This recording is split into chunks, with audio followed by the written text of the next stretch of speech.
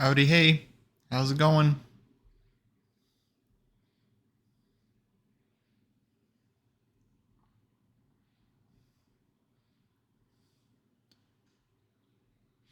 What is up, y'all?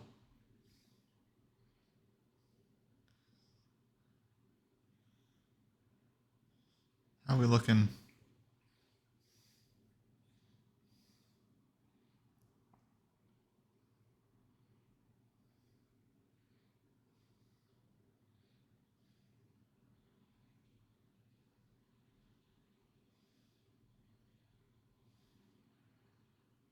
What's up, Adrienne?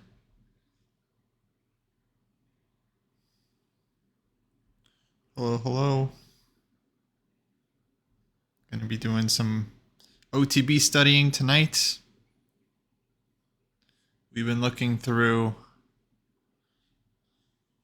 the Nemesis, Geller's greatest games. Try and do a bit of reading before the sun goes all the way down. Make sure everything. All right, I think we're solid. Hope everyone's chess today is going well.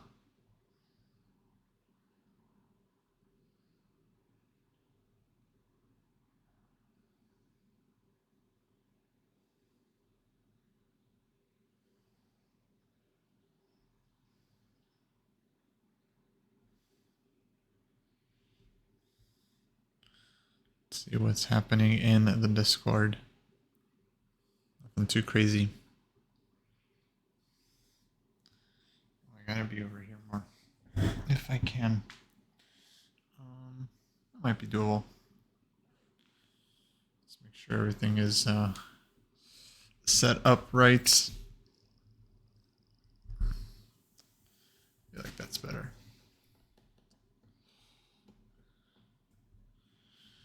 Okay, let's see here. We got some games to look at. We got to figure out where we left off.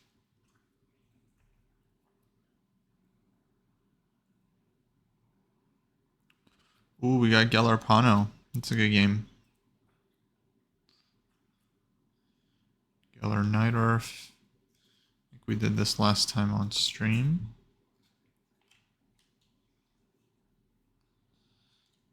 Okay, we got Oive Geller. Vinnick Geller.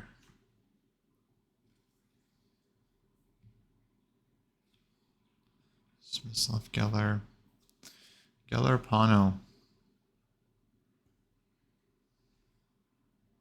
We can do Geller Pano. I feel like this is a pretty amazing game.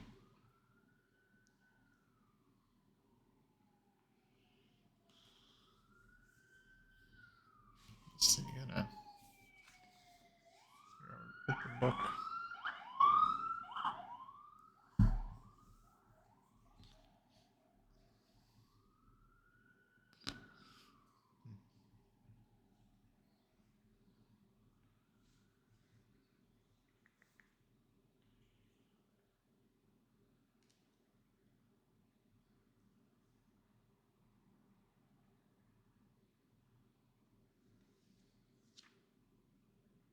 Yeah, the story of this game is pretty wild.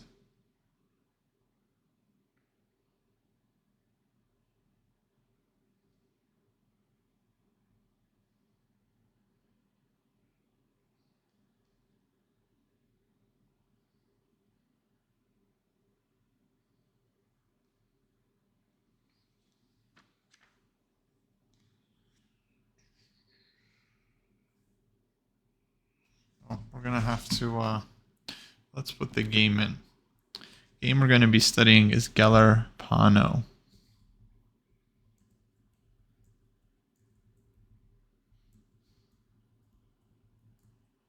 Gothenburg 1950.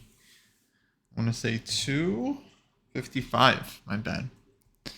55. Very famous game. but it'll be cool to read Geller's words on it.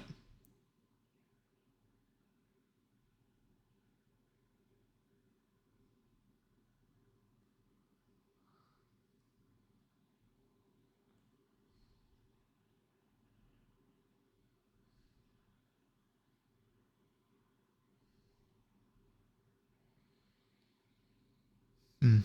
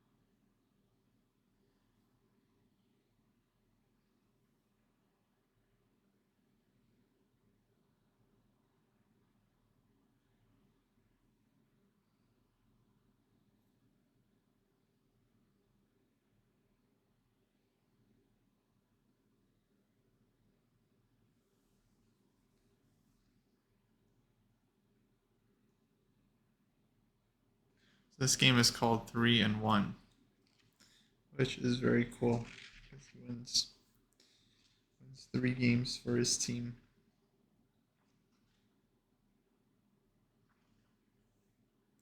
Okay, let me see what other games we're going to get here. We're going to get a d4 game. Then we're going to have e4 game against French, which looks very interesting. I think I might have seen this game, but looks very much worth going through.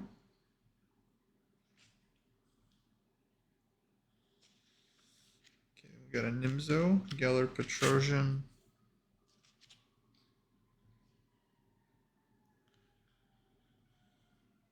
E4 game, Geller Philip, Brui Lopez. Man, a lot of ambulances tonight.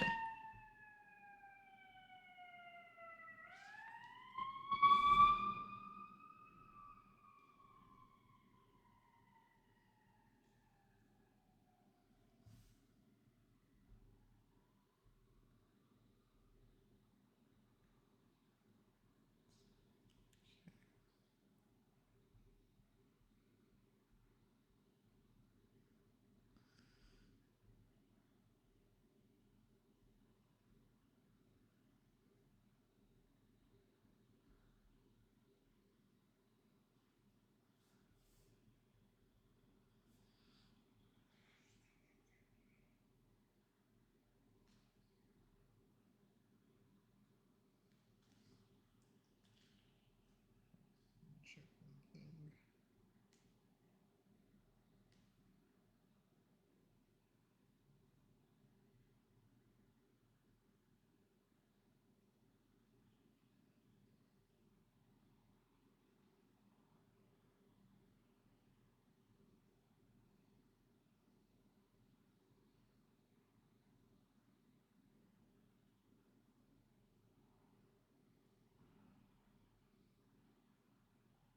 Okay.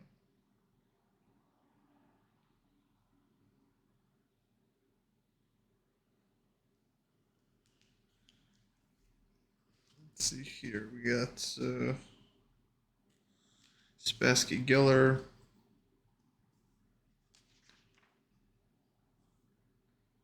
Geller Kolmov. Oh, that was O'Kelly Sicilian.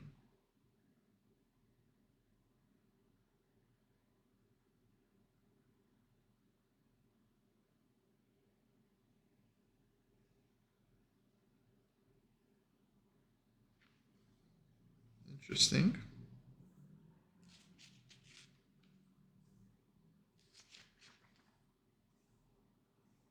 He goes into it with d4. Okay, Tall Geller, another insane game. Oh, this one he loses against Tall. So I wonder what he wanted to say about this one.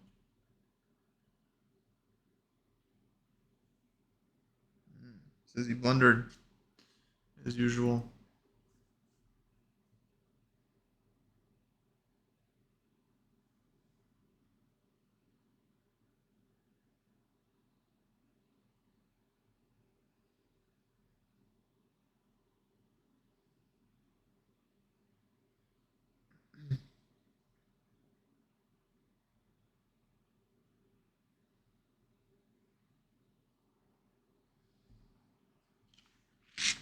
Yeah, Tal was an amazing character. Okay, we got Geller Karas coming up at some point. Also a fascinating game.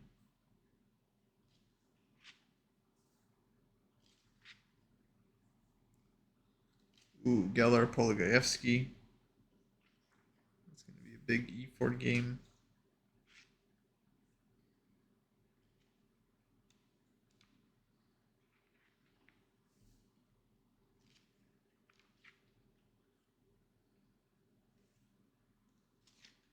Mislav Geller, London system. Wow. Hey, Kimchi, how's it going? Yeah, chess gamer, I know. Orders are tricky. And I mean, do you mean in the opening or when you're calculating?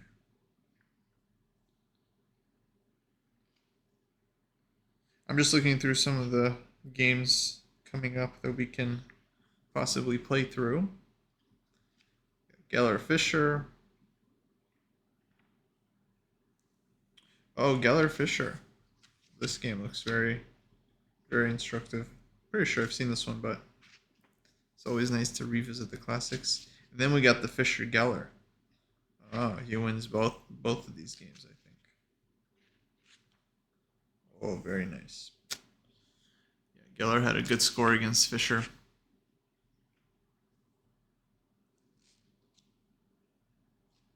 We do have tall and short, yeah. Unfortunately, they were of somewhat different generations. Would have been nice to beat up on short.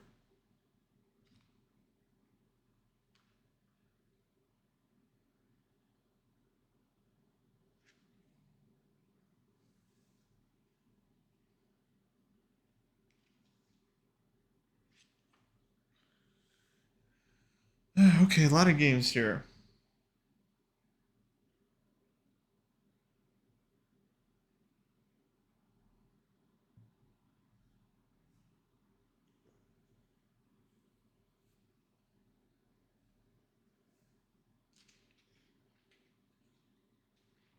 Oh, Geller Phillip. This game looks interesting.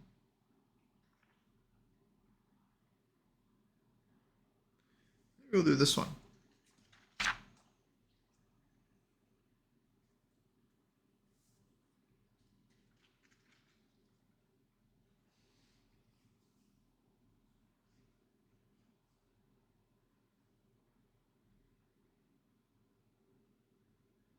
Yeah, let's start with this one, and then we'll do the famous Geller Pano afterwards. But I'm gonna have to change the pinned message. Okay, game Geller Phillip. This was played in Curacao, 1962.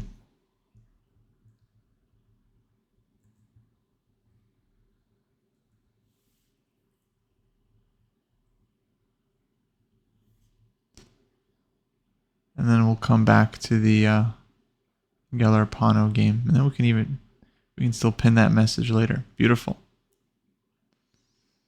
Alrighty.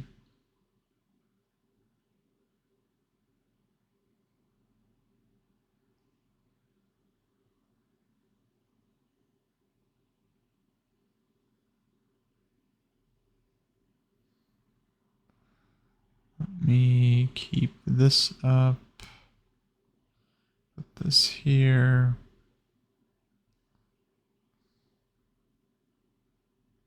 Just on my laptop, so the setup,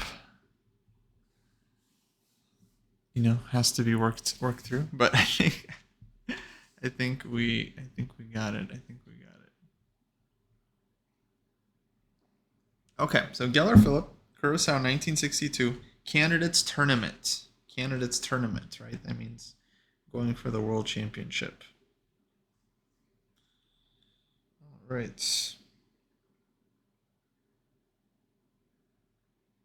So, once again, looks like Geller goes for the attack in this game.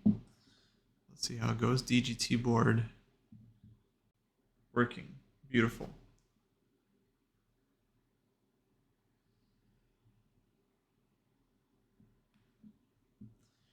64, knight takes d4. We got the open Sicilian.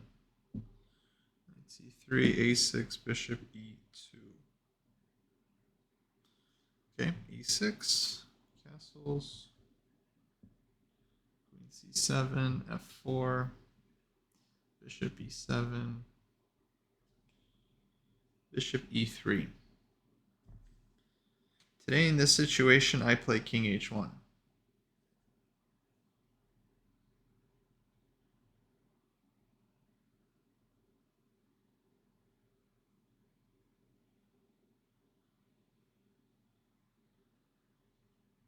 Okay, so saying king h1 here is basically more useful than bishop e3.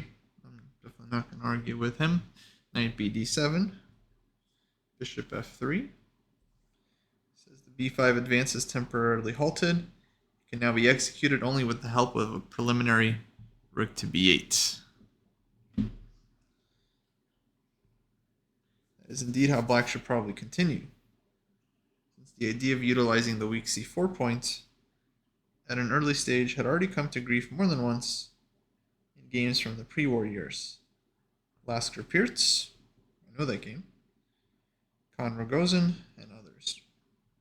Okay, here black goes knight b6. Knight b6 is always a little weird, playing this move before the b pawn. But with the bishop on e3, it definitely feels logical, because you play knight c4 first, and then you can go b5 after that.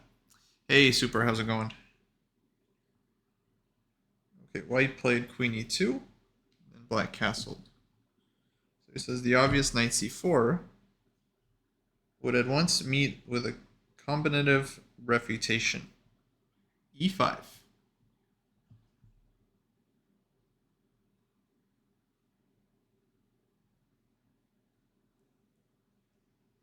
What's the idea here? So d takes e5,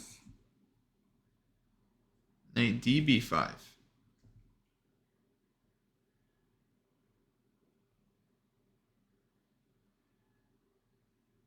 I can't hold on to the knight. I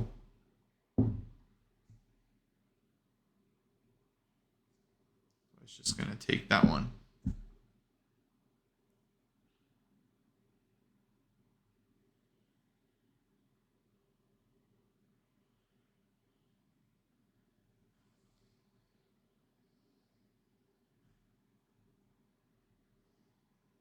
So black plays somewhere, maybe queen a5, queen takes c4, and then white starting knight c7 check.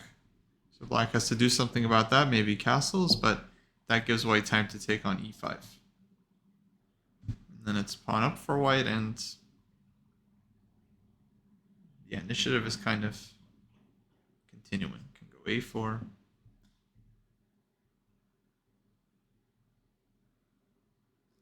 Knight d7, bishop somewhere, bishop d4, bishop f4. Seems like it's just a clear pawn up for white. So, very nice position. Also super active. Come back here. So that's, okay. Good, nice combo.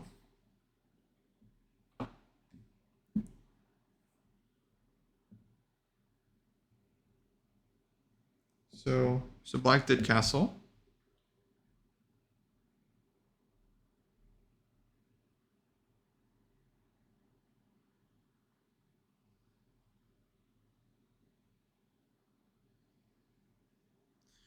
There's pawn on f4.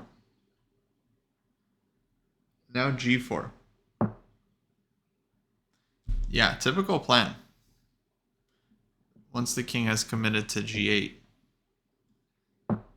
push the G pawn, you go G5, bishop drops back, rook F3, rook H3. This knight has to move somewhere. Queen comes to H5, and then white tries to give checkmate. Typical stuff. But I don't know if Geller, knew about this, or if maybe this is the game where he invented this plan, and now, because of him, we all know about this classic idea.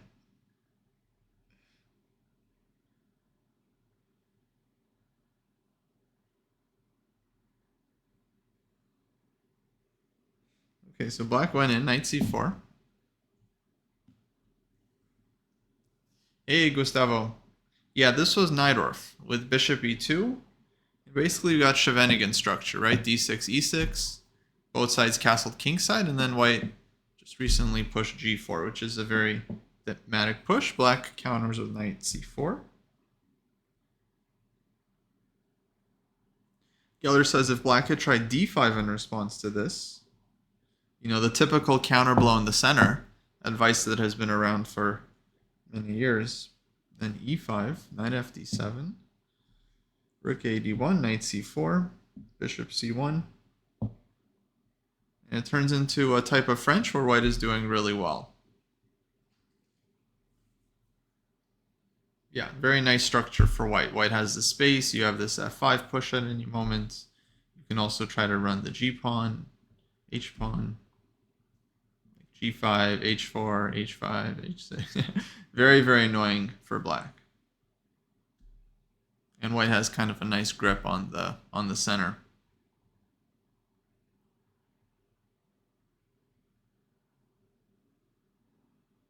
Oh, and all kinds of like knight f5 ideas, knight d5 stuff. Yeah, lots of fun stuff here for white. b3 even. Okay, so that makes sense. Yeah, Gustavo, I mean, this is very, very classic Sicilian plan. If you're playing open Sicilian as white, very important to know this idea, this g4, g5. Bishop g2, rook coming over. Very powerful stuff. So knight c4, he goes g5. So we were just looking at if d5, e5, then white's happy here. Rook is still on a1. Knight c4 was played, and white doesn't want to go bishop c1, not without the rook on d1 already. So he goes in, g5. Oh, this is here, this is here. Now if black takes, yeah, no, this g5 push is scary. I mean, that's why if you're playing Sicilian as black, you do have to be kind of willing to be attacked. Otherwise, this is the wrong structure to play. But the good thing for Najdorf players is that you don't have to play with like d6, e6, right? A lot of times you can play with e5, especially in the opening, you can just play e5, and then those positions I think are considered safer because you're less likely to get attacked, but you did have to give up this d5 square, so that's of course kind of the drawback. Whereas the Scheveningen is a lot more positionally sound, but of course you do risk the danger of getting attacked. Both are very fun. Both I think are kind of worth playing to. IMO. Okay, so he's saying if knight takes e3, this would be good for white. gf6, knight f1, fe7, queen takes pawn. So white gets 2 pieces for the rook here.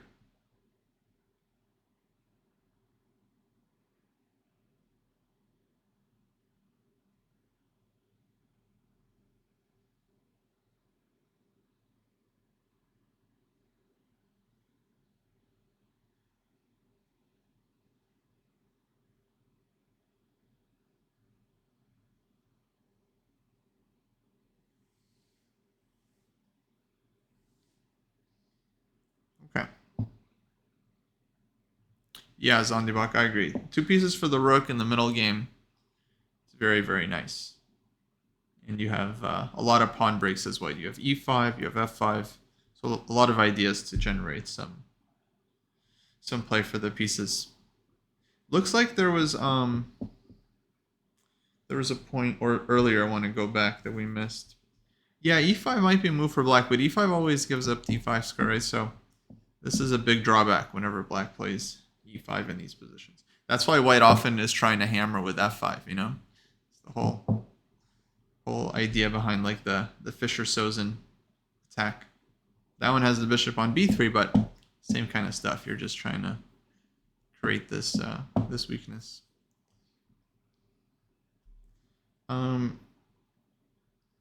So looks like, okay, there was kind of interesting detail that we missed. So let's go back.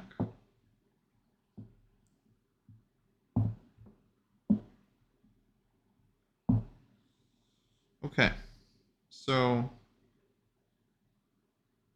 Geller was saying if d5 in this position after g4, then e5, knight d7, rook d1, knight c4, bishop c1. White had a good position. We looked at this. But the community notes says that the surprising combination knight takes e6, f takes e6, sacrificing a piece, sacrificing a second piece, knight takes d5, takes d5, bishop takes d5, king h8, queen takes c4, promises even more. Okay, that's kind of weird, honestly.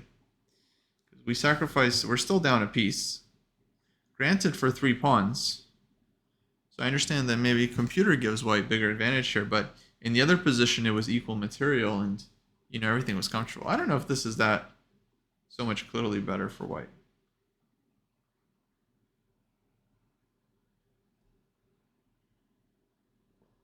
I mean, I'm not exactly an engine, but I like that French position where we just have a nice, nice space advantage.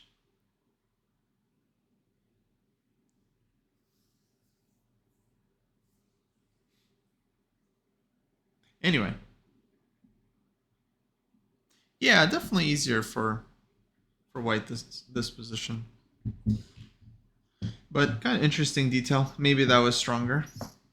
Geller's like, why? You don't need this. Just bishop c1, you have good position. Why? Why bother? I don't know. I see both sides to it. Hey, thanks for following. Welcome to the dojo. Oh, why queen c4 instead of bishop c4? I don't know. That's just the line the book gave. We can just take a brief look at it.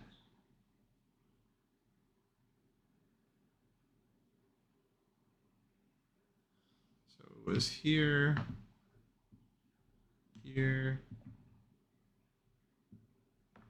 Oh yeah, because white kind of offers the endgame, yeah?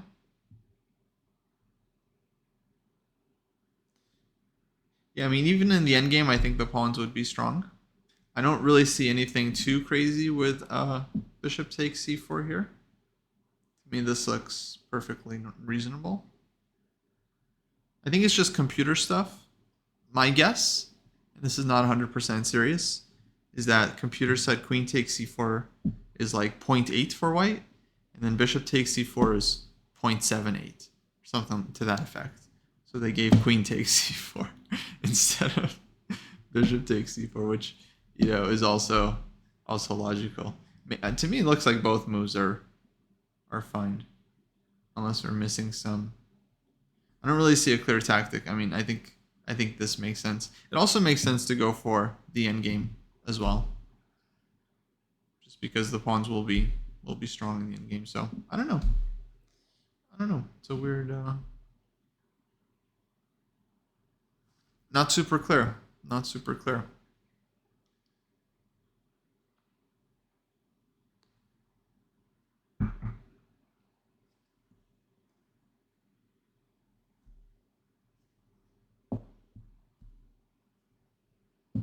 Anyway.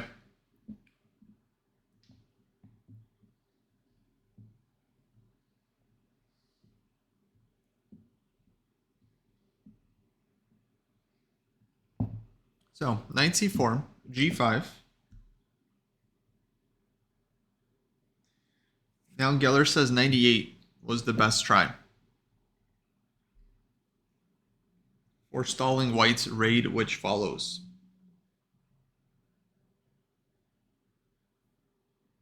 On e8, white loses, or black loses control over the e5 square, and white would be free to go f5.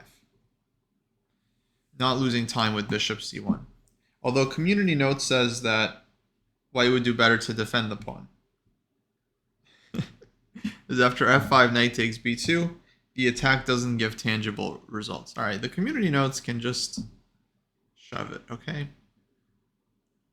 All right, they're saying bishop c1 would be a bit... Okay, you can go bishop c1 as well, because a lot of times, all right, you make kind of temporarily passive move, but then your idea is to push b3, and then bishop will be able to come out anyway. So this can be quite reasonable as well. So it's not necessarily so bad, but I don't know, bishop c1, black has some pin ideas. It can be a little bit awkward.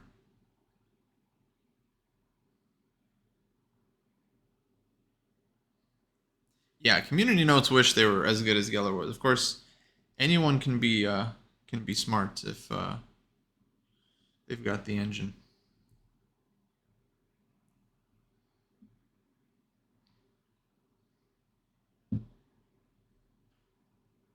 Okay, so dude played knight d7. Knight's on c4. No, looks like Geller rocked him. Knight f5. So takes knight d5. Bishop's hanging. Knight on c4 is hanging. Yeah, white could have played queen f2 in that other line, defend the knight, but just seemed, yeah, not exactly. I mean, white has to spend some time there to get out of it. Community note stronger than AlphaZero. Yeah, I mean, at this point, for sure. AlphaZero, very disappointing, you know? Had that fantastic match against Stockfish, and since then, you know, it's kind of coasting.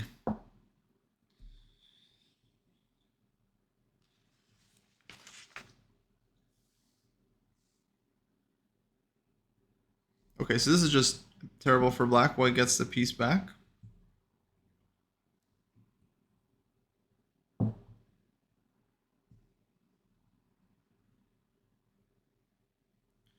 Could have played rook e8, but then he loses the bishop, so black played bishop d8.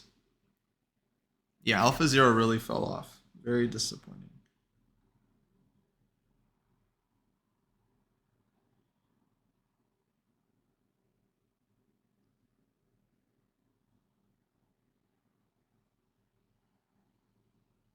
Bishop d4, exclaim.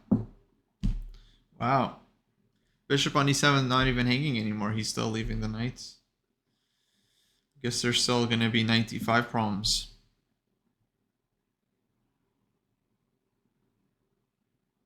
Now he's hitting g7. e5, there's knight d5. Oof. Knight e7 check and stuff. E takes f5, knight d5 again, queen c6, ef5. You get discovered attacks and knights hanging also here. So that's super bad.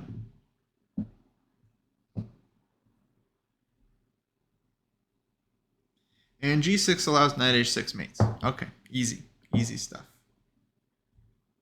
The move in the game is all that remains. Oof. f6. Ugly.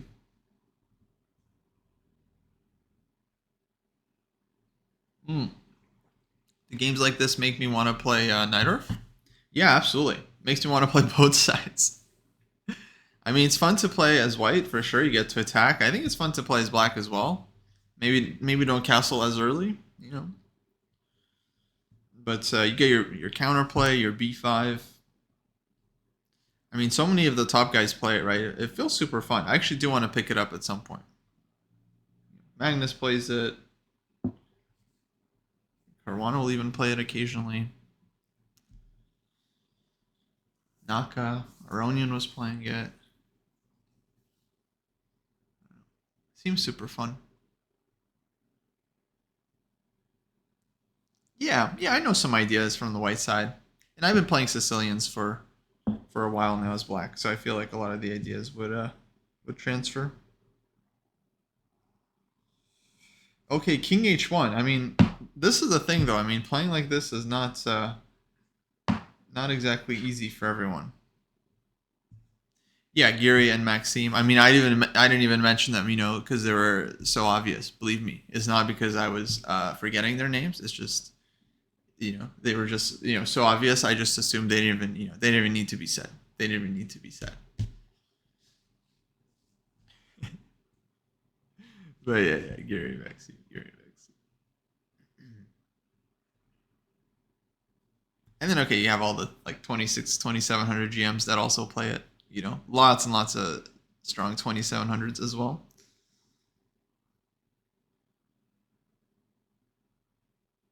Man, King H1 though. I mean, this is like this is a sick move. King H1.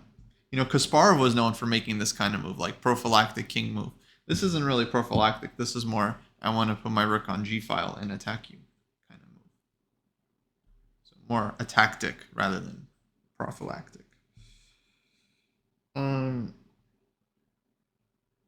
So yeah, now this is looking extremely difficult for black. If b5, then white goes gf6, gf6, queen g2 check.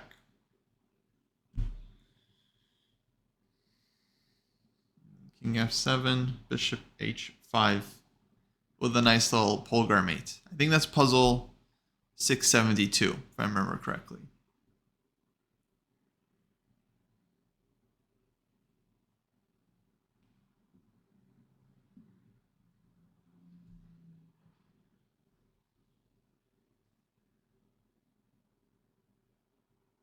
So knight db6. Wow. Oh, I thought there goes gf6. All right, gf6 is normal. Bishop takes f6.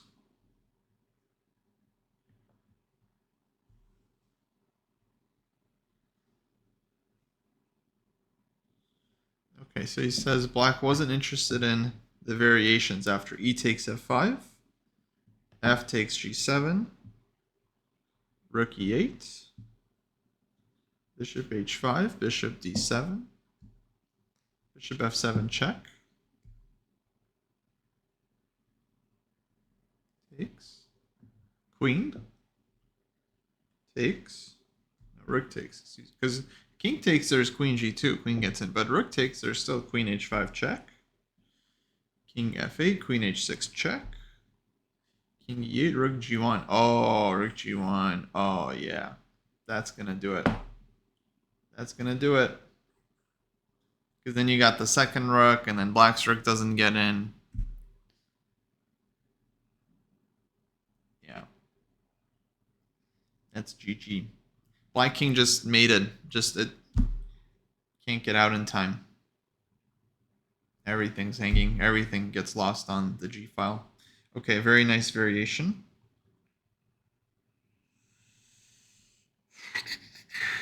Oh, okay, hold on. Community Notes has something to say. Rook g4, apparently. White has nothing better than perpetual check with queen h5. Man, these community notes, they really kind of talk during the movie. You know what I mean? They really kind of talk during the movie. Actually, those aren't real aliens. Okay, it's fine, all right? It's fine.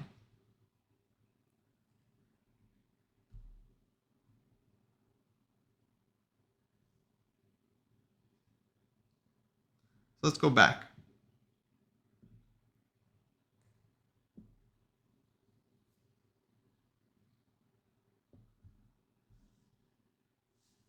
So rather than sacrifice the bishop, white should play rook g1, piling on the pressure with a noticeable plus. Okay, well, thank you very much, Stockfish 14.1, or whatever version was used. 12, maybe. I don't know. Okay. So there is a question from chat. Would knight h6 check work instead of gf? Let's go back.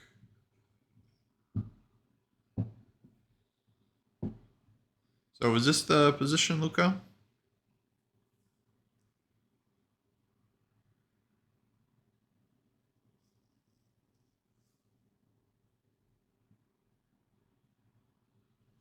Rook is still on f8. Actually, this one is still here. Okay, you said yeah, but actually no. I don't. Sorry. Rook was on f8, bishop on c8. Right, I know better than to. It's something like this. So this is the moment where he goes gf6. Okay, so knight h6.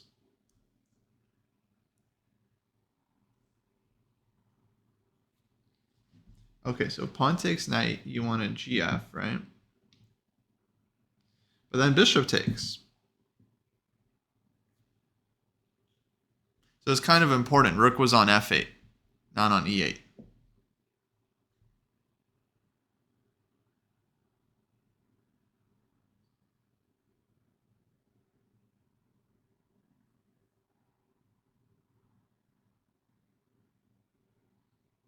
Well, honestly, RU, I mean, you got to understand, like, no top player is going to have accurate analysis if you're checking it with a computer. It's just impossible. If you read someone's analysis and it's accurate, that means they use the computer to run the analysis. So I mean, that's just human analysis. It's always going to be filled with computer errors because that's just how far advanced computers are. Like, we're not even close to their level. You know, so it's a very high standard. That's what I would say.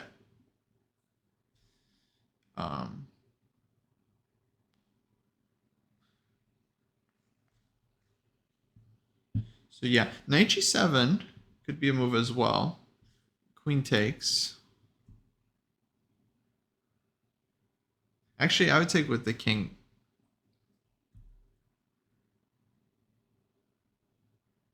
Because then black is still defending on f6, so I think black is okay. I think black's fine here.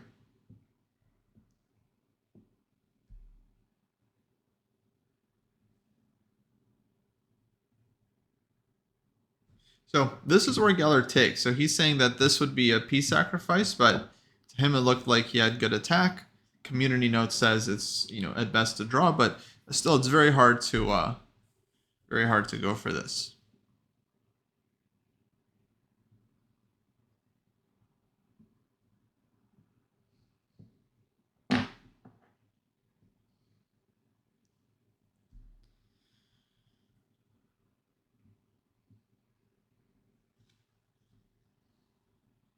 You saw Hikaru go through a line that Fischer used a lot and won, but showed that it wouldn't work today as the computer shows it wouldn't. Yeah, that's the big difference between openings from the past and openings from today. In the past, everyone would analyze stuff by hand, and you kind of just had to rely on your own analytical abilities. Today, it's way, way easier, and pretty much anyone can get an engine and analyze the opening and, you know, out-prepare, right, anyone that's not using the engine. But I don't know. I think there's still room for surprise, right? Because obviously during the game, you don't have any assistance. And so if someone springs something against you and you haven't seen it before, there's pretty much no chance, right? You're going to be able to figure out like the engine refutation. And I would say for the most part, like, chess games are still getting decided because one player outplays the other player. Either they understand the middle game position a lot better, and so they find much stronger ideas, or they don't understand the position necessarily better, but they're still able to find better moves.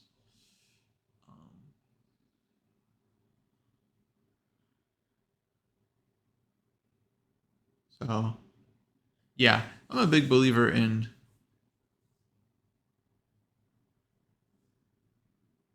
focusing on the middle games, because the middle games you get are always going to be kind of the same, you know, and they're going to show up time and time again, regardless of which lines you choose in the opening.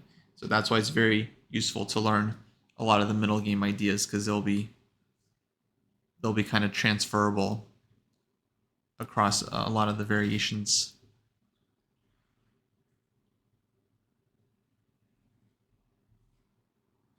Okay, so bishop takes f6.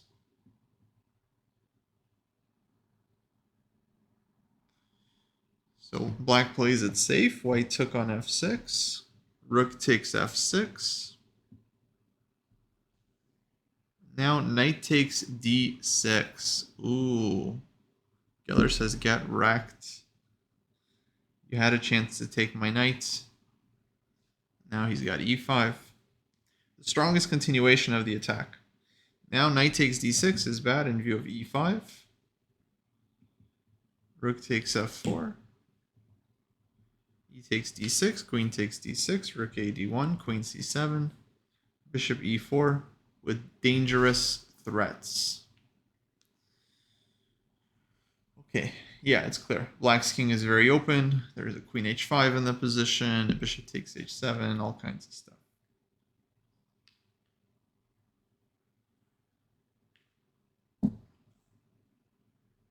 Okay, so knight takes d6.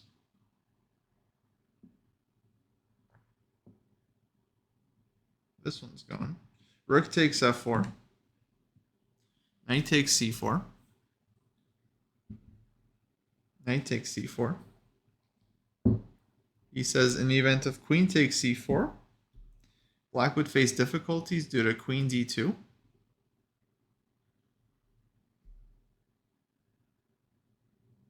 Okay, subtle move. Rook f8 and bishop e2. Ooh.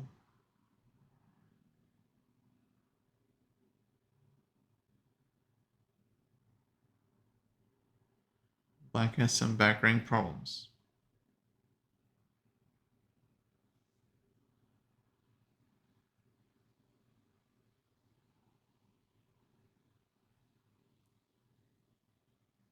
Well, let's see. So queen c5. What would happen from here? I'm just kind of curious.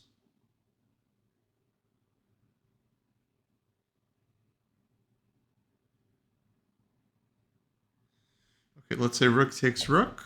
Looks natural. Queen takes rook.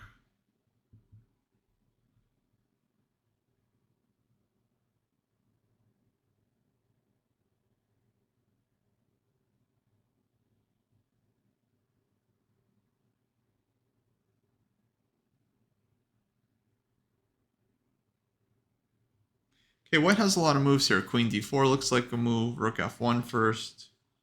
e5 I think is often playable, just looking to get knight e4. Not sure what I would do exactly. Queen d4 definitely feels good. Rook f1 also. I don't see anything super wrong with this one. Play for this later. Maybe some bishop h5, provoke g6. Queen d8 was possible.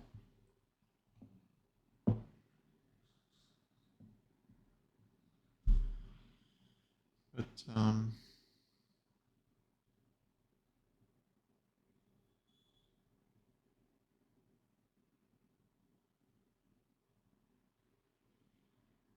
yeah, I guess black would have to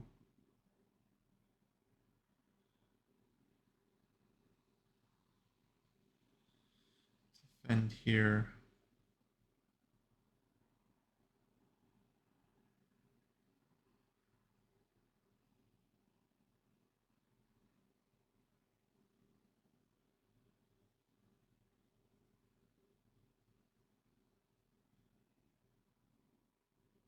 Because the threat is to take and take on b6, right? Knight d7, rook takes d7.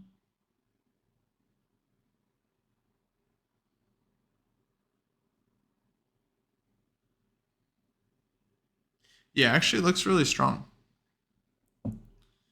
This, I feel like could just be just winning on the spot.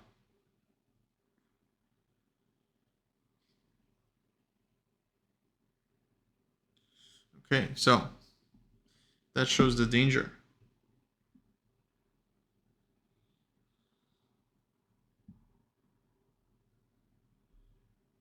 I guess black could have thrown this one in, but then there's still queen d8 check. So, yeah, that's a very nice trick.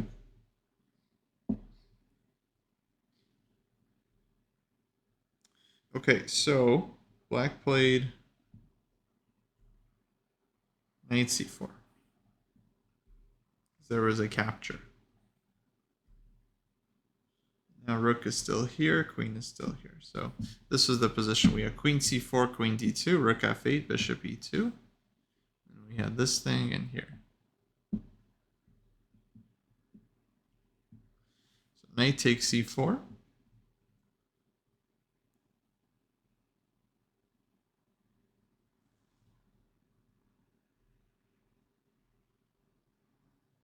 He's crazy for doing this. Now e5. Oh, man. It says, it looks like black will stand well after the inevitable knight e5. Yet this is not the case. Ooh, e5. What a move. What a move. I don't get it.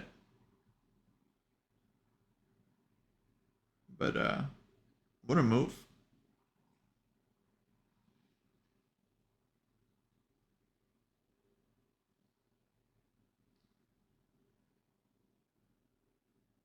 Oh, it takes knight d5. Oh, that's nice. That's nice. Thanks, Mr. Pancakes. Thanks. Catch you next time. So if knight e5, if queen e5, there's just like rook d8 check. Very scary. Very scary. I think black loses immediately. Takes, takes. Maybe rook d8 first. King f7. Bishop h5. And rook is lost on f4. Or if rook f8, trade rooks, bishop takes b7, winning that rook.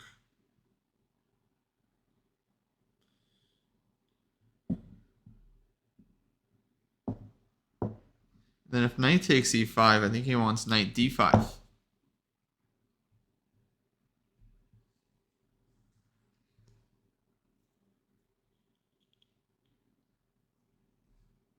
Then, okay, forking some stuff, and then takes, bishop takes, check, and rook is lost. Okay, knight f7, queen e8 mate.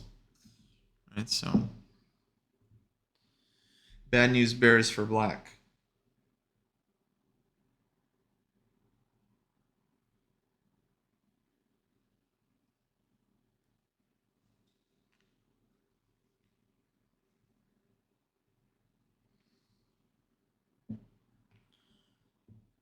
Okay, so Geller is a genius, as usual. e5, very nice. So creating this threat.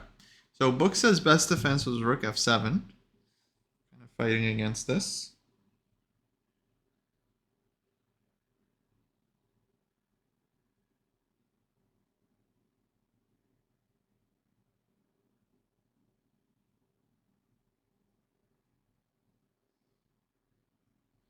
And it says white would have done better not to trade these knights. Oh, so it's saying would have been better to just play e5 at this moment.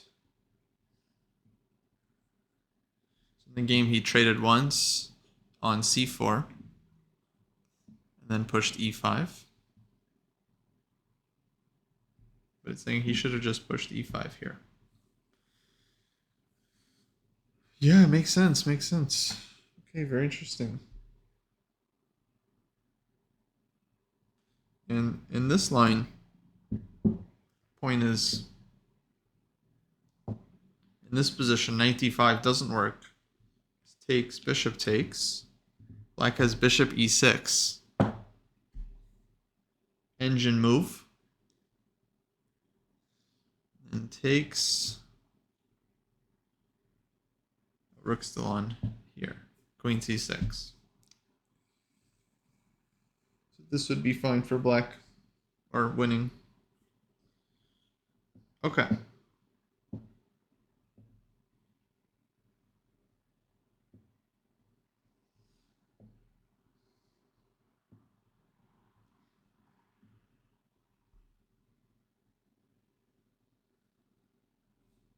Right, so this one's here.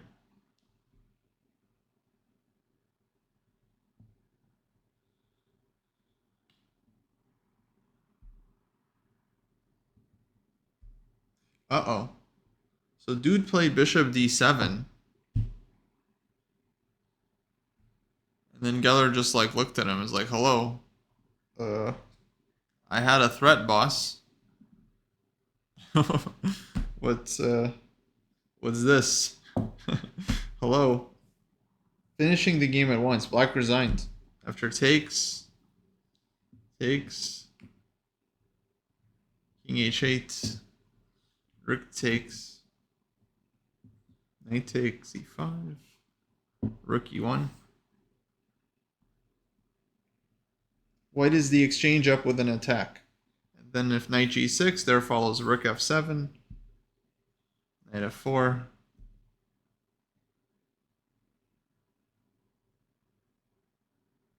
Queen e8 check.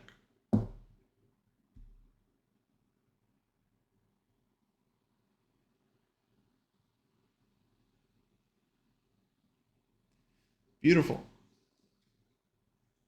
With unavoidable mate.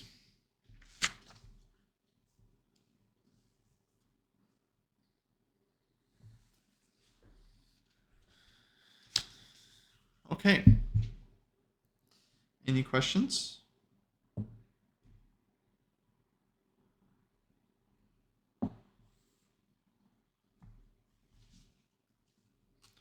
think this was, yeah, here. Knight f4 makes sense.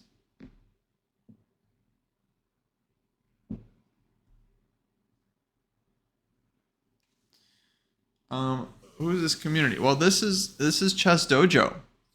We are an online community of chess improvers. We've got a training program, we've got a Discord, YouTube channel, Twitch channel.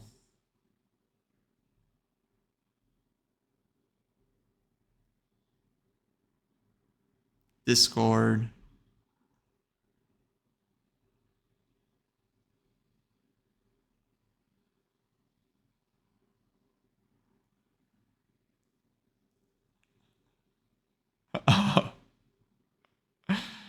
Oh, sorry. Sorry, I misunderstood.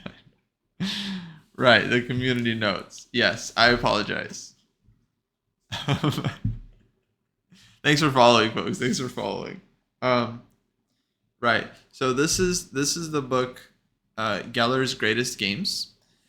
It takes Geller's annotations from previous notes, and includes them here, like game by game. And a lot of the games I'd say have light annotations, not too heavy, just showing some critical lines, some variations. And yeah, occasionally the lines are corrected with what I've dubbed community notes, which is really just the editor going through the games. And every once in a while, I would say they're pretty reasonable about it, actually. I was kind of harping on them a little bit too much before. But every once in a while, just kind of correcting some analysis. So if Geller, blunders something and, he says white's winning, but actually there's like a defense, or, he misses some tactical trick somewhere, then there'll be like some community notes to kind of correct the record and be like, actually on move 18, white could have played knight d2 with a big advantage, and blah, blah, blah, blah, kind of, just little footnotes. As I said, talking during the movie a bit, oh, those aren't real aliens. I still think the notes, Geller's words themselves are quite useful, even without the engine corrections, aka community notes. But it can be kind of useful. If he does blunder something obvious, I think it's not too unfair to point that out, just so the reader is aware. But I still think his thoughts and ideas and moves, of course, like the games themselves, are very much still worth learning from. I mean, dude was a genius. Absolute genius.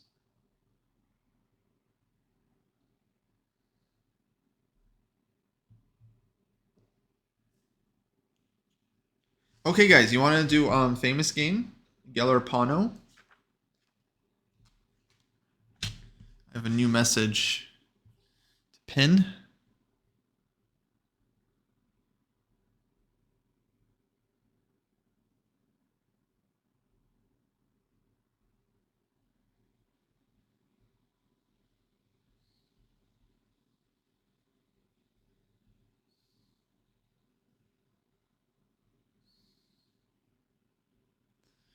New game.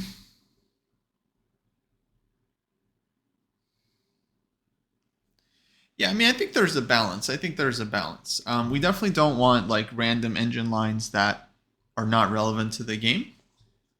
And for the most part, I'm interested in a player's thoughts, like what their plan was for the position, how they needed to approach the game, what they actually saw and what they didn't see. You know, if they misjudge something, I think that's kind of interesting to look at. Because a lot of times I think their human intuition will still be useful, even though, okay, engine found some random resource or whatever, right? So, you know, it kind of depends on the book, of course. Like, you don't really want to read an opening book that's not engine checked. You know, it's kind of like, okay, what's the point, right? Um, or an endgame book, you know. So any books that are based on like kind of knowledge stuff that you have to know. You know, okay, endgame book you want it, I think, to be pretty accurate too.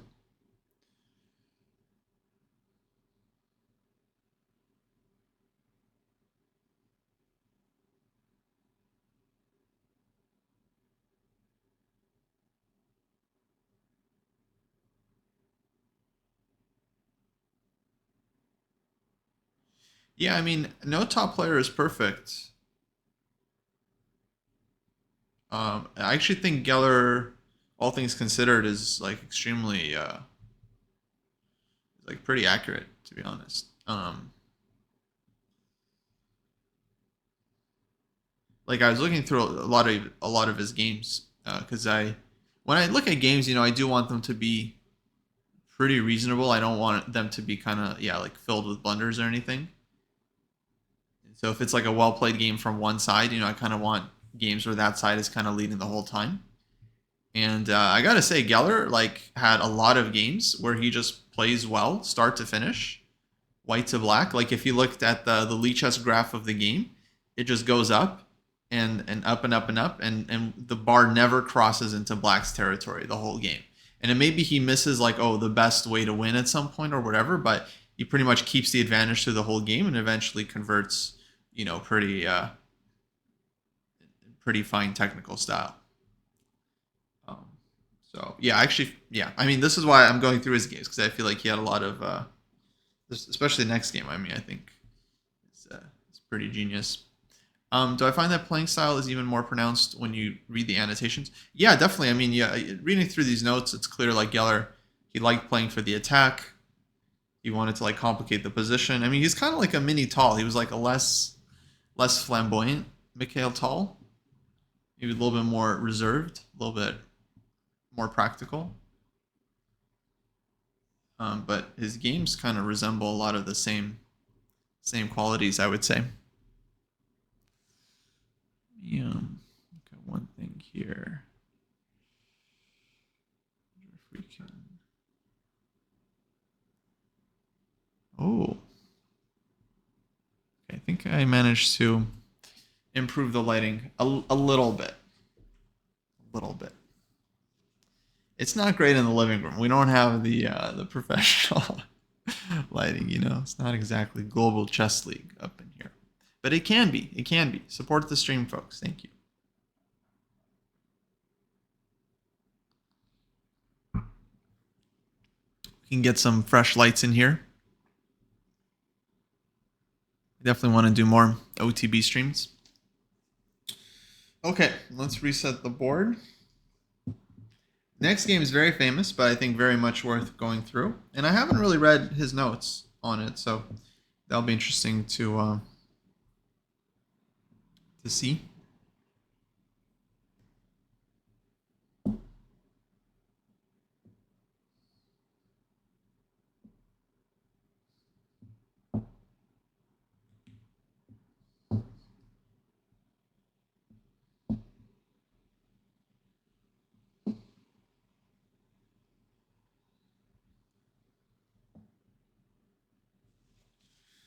Okay, Geller Pano 3-1.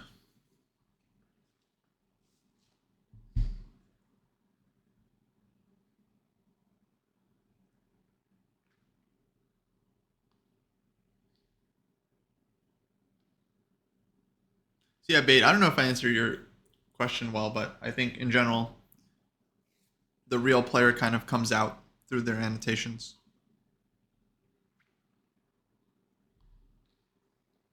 TextMate, thanks for the sub. 29 months. Interested to see how professional plays through games? Yeah, absolutely. This is how it's done. You play through the games, you think about it a little bit, pause like certain moments, ask some questions. You just try to understand what happened, try to understand some lines, take away a couple key ideas from every game. That's the main thing I always suggest. Just try to learn like 3 ideas from each game. 3 ideas you can take away.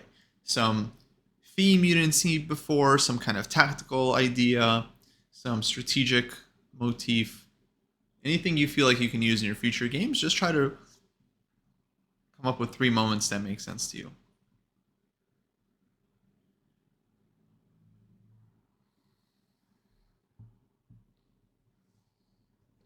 For me, that last game, there was, this e5 push was very strong with opening up the bishop to get knight d5. Then you had the knight f5 idea earlier with the sack. Knight f5, knight d5. And and then in our analysis, we found this very cool queen d8 move. That was also a very nice tactic. Thanks for following. Okay, next game. So this is a very famous game. This is the game Geller-Pano from the Gothenburg Interzonal Tournament in 1955. So interzonal meaning that it was a qualifier for the candidate cycle. You play these interzonals, you try to do well enough, you qualify for the next stage. Eventually you get into the candidates tournament. If you win the candidates tournament, then you get to play a world championship match. So it's very, very tough and competitive. How do you deal with the rabbit hole of sidelines that books give? Yeah, I would say like with most things, it's kind of a balance. You want to try to understand something through in the game, but if it feels like the variations are overwhelming, then they probably are. And I would just skip through them. If there's just tons and tons of notes and you don't want to play through everything, I would say don't. Just focus on the main line of the game, play through the game, try to read through some of the notes, try to, understand, like I mentioned, like 3 things, and you can still get a lot out of going through the game. Later, you can always go back and really comb through the variations, but you absolutely don't have to. Yeah. And so the book might be too advanced, right? If the lines are too hectic and it feels like, you can't take it all in, then book might be too advanced. But yeah, focus on main line. Exactly. Okay, so Geller, he writes a little blog post at the beginning of this game. So I'll read his words here. He says, because there's a very famous thing about this game, because the opening that gets played in this game, Sicilian, ends up repeated on 3 boards. So Najdorf, like the Najdorf, the Miguel Najdorf of Najdorf Sicilian fame, and 2 other Argentinian players prepared this special line of the Najdorf that we'll see against 3 Soviet players, Geller, Keres, and Spassky. And so Geller's going to talk about his experience of playing like the same opening as 2 other boards. And as we'll see in this game, he was the one that kind of moves first, wins a brilliant game, and then everyone follows him because they see what he did. And so he ends up winning 3 full points because he not only wins his game, but then he helps his 2 Soviet buddies win 2 games as well. So, epic story. All right, so here's what Geller says. I have more than once experienced situations that come under the heading of twin games. Such was the case in the 19th USSR Championship when the games Geller-Flohr and Petrosian-Smyslov simultaneously followed the same course over a stretch of time. In one of the rounds of the 1956 USSR-Yugoslavia match, the games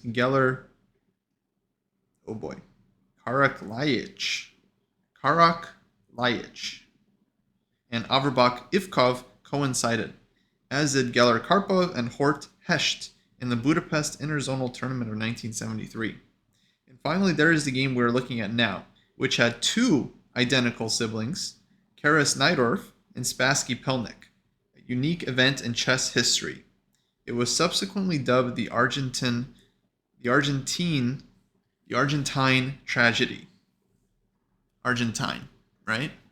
I apologize, guys. All I know is chess. The Argentine tragedy.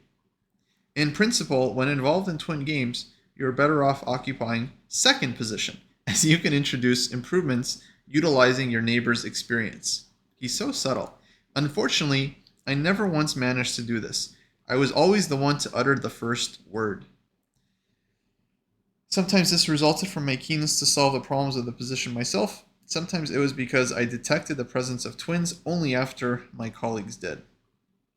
On occasion, I had to pay for my haste, while my neighbors, blah, blah, blah, blah, blah. In the present case, on the other hand, my role as leader received its award in the shape of a quicker victory than the other games. And I imagine they probably just like bought him a house or something after this game. Because it's like, okay, bravo, dude. You won one game for yourself. You won 2 games for your teammates. I mean, insane. Insane. Okay, I feel like we might need some, we might need some more light in here, huh? I feel like it's about to get dark real quick. It's 8:30 p.m. The sun's going down. Yeah, was Geller Spassky second against Fischer? I think that very well might be true. Yeah, Argentina USSR collusion matches, exactly. Let me bring a lamp in before we go through the game.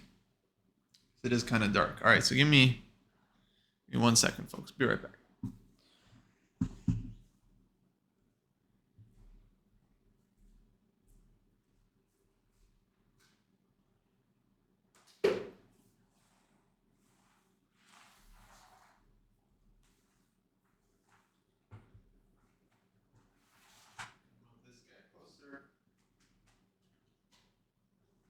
Oh. Oh, bravo. Bravo, huh? How about that? How about that, huh? Oh, yeah. Let there be light, huh?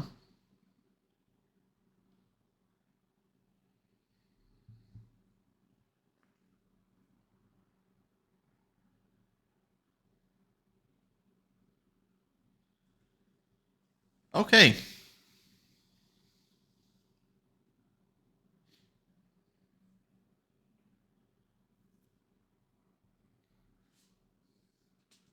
So, e4, c5, knight f3, d6, d4, c takes d4, knight takes d4, knight f6, knight c3, e6, bishop g5, e6, f4, bishop e7. In some games from the preceding rounds, Black had failed to solve his defensive problems in his variations satisfactorily, and it was clear for this distinctive 3-board USSR-Argentina match, the Argentinians had prepared something new. Nonetheless, there was so far no reason for White to deviate. Queen f3, they were playing the main line of the day. h6, bishop h4, g5. This advance contains the idea of the defense that the Argentine players had worked out. By exchanging the f4 pawn, they wanted to secure e5 as a permanent outpost for the knights, which in their view could compensate for White's better development. However, this whole maneuver is too slow, and for the price of 2 pieces, White is permitted to start a direct attack on the king. I mean, it's 2 pieces, So, what could it cost? $10? Okay. So f takes g5. Knight f d7.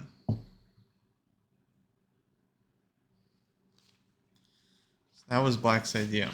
Imagine meeting this, big novelty back then. Now Geller goes knight takes e6.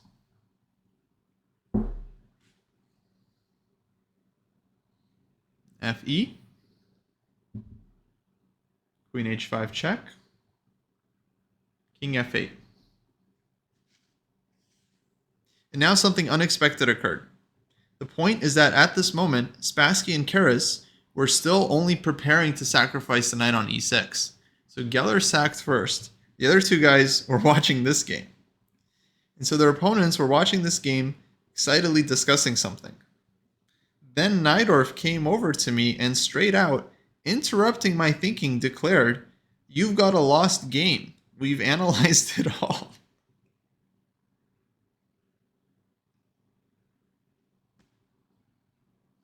You can't do that. What? You can't just go up to the middle of the game and say, "We've analyzed everything. You're lost." Someone get the arbiter. Like, what? That's so funny. I totally believe it. I mean, no, Yasser all the time. He tells Nydorf stories that yeah, he says like Nydorf was infamous for talking to people during the game. It's just something he did. You know, it's just endearing. You know, it wasn't cheating. It wasn't anything bad. It's just something that he did. He was like, "Oh, what do you think about my position?" You know, he just wanted to talk during the game. Honestly, I get it. I get it. You know, you're sitting there for 4, 5, 6 hours, can't say anything to anyone. You just make eye contact with your opponent. You know, you want to get up. You know, talk to someone for a second. No, I get it. I get it. But you can't really do that these days. You know. They'll come after you. Dude, imagine you're Geller, you're sitting there like thinking at this position, you know, you've already sacrificed the piece. Miguel Nydorf comes over to you. You're playing his opening, he comes over to you. He's like, "We've already analyzed it all." What language did he even say it in? I mean, what language would they have shared? Geller and Nydorf? He was Polish, right? Okay, unbelievable. Anyways, Geller says, "By this time I had already succeeded in finding the continuation of the attack, and I answered with deeds." What does that mean? Can anyone explain that? Maybe Nydorf knew Russian. Yeah, maybe. Oh, he answered with actions. Thank you. Thank you. Again, guys, I only know the chess. And I mean barely that, you know. Barely that. So I appreciate your help with the language and stuff. Thank you, thank you. He answered with his next move. I mean that honestly I kind of could have understood from context. Bishop b5. Okay, honestly, like amazing move. He's humble. He gives this move 1 exclam. This is a double exclam move. I mean, if any moves deserve double exclams, I mean, this is So he's already sacrificed one piece. Let me see if I can try to explain it. I've seen this game many times. He's already sacrificed one piece. The point is white would like to play rook f1 or castles and get the rook involved into the attack and play for mate. Because if the rook comes to f1, it's super dangerous. Black's next move is going to be knight e5, covering the f7 square. So his thinking here, honestly, is truly genius. The point is that if he plays something else, bishop c4, bishop d3, whatever, black goes knight e5, let's say castles, king g7. White doesn't really have a great way to break through here. The only idea would be this move, bishop g3, threatening to take on e5 with check, and then you get queen f7 mate, rook f7, right? But the problem is that black would be able to defend knight c6 or knight d7 and just reinforce the knight on e5. So this is where the bishop on b5 comes in. Because with the bishop on b5 in this situation, white goes bishop takes c6 or bishop takes d7. And however black is taking back, they're losing the knight on e5. And white's getting the queen f7 checkmate. And meanwhile, Nydorf's talking. He's yapping in his ear, blah, blah, blah, blah, blah. We've analyzed everything. And the dude hits them.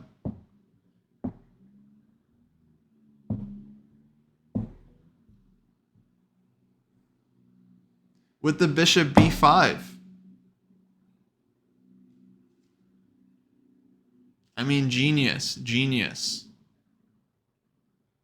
And now you can get a double exclam, you know, from like hanging your rook for 1 second and you have a checkmate next move. You know, easy stuff, easy stuff. Now this is a real double exclam. This bishop b5, I mean. Insane. Insane move.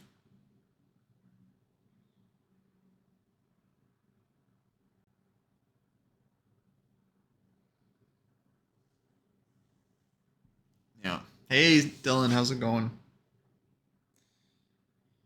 Okay, so Geller explains, and he writes, it later emerged that in their home preparation, the Argentinians had briefly considered this move, but discovered, in quotes, a defense and ceased to worry about it.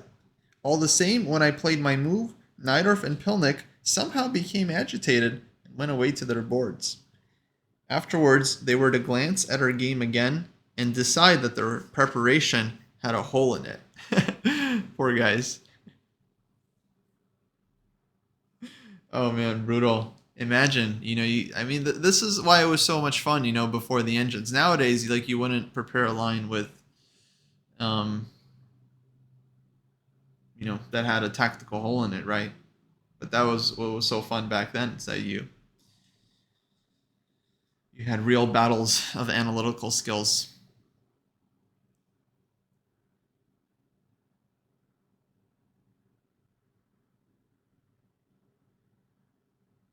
Yeah, DGT ward, I feel like it's working well. Let's see. So if Queen E8, so the point of Bishop B5 was that White could take one of these knights when it comes to C6 or D7. Let's see. Queen E8. I think there's gonna be a problem. Yeah, we got castles, King G7, and then GH6.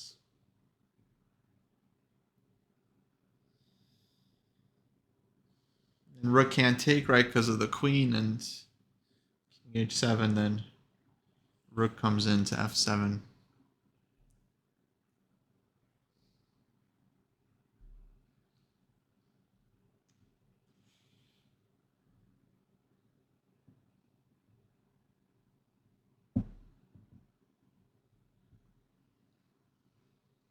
Okay, so I think they did find a defense. Let's keep reading.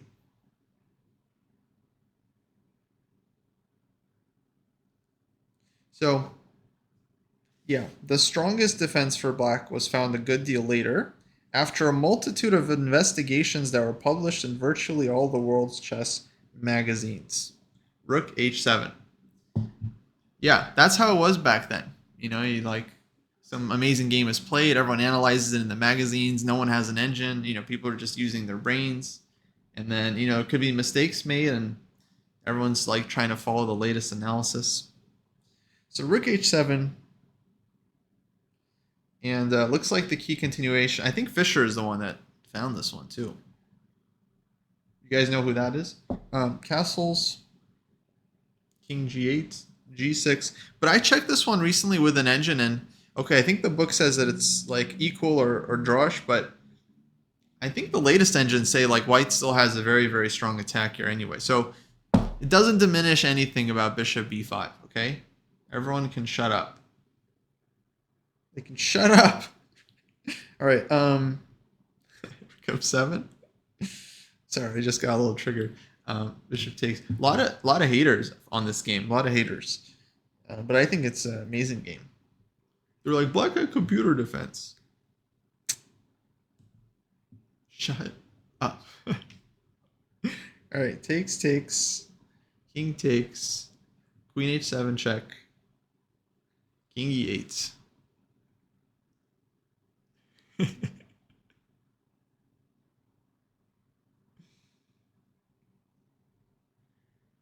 And okay, White has at least the draw. I think there might be more. There is a recent practical example.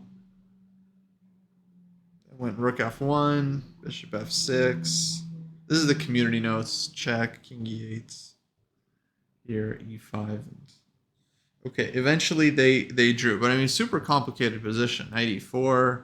I mean, White's giving up like 2 pieces already. Third piece is hanging, but F6 is hanging.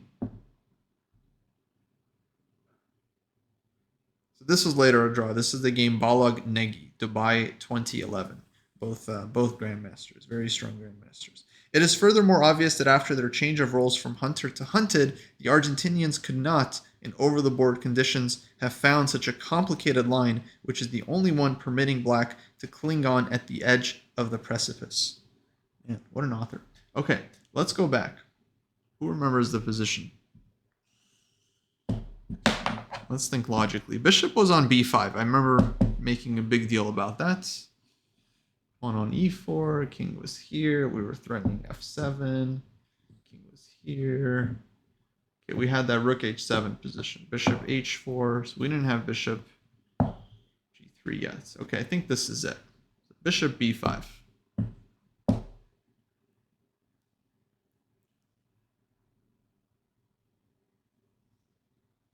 Yeah, exactly, Rainy Jade. Exactly. That's why I think chess used to be so fun. You know, you just had players writing annotations, and other players would check them and have these like big, debates via magazine and books and stuff.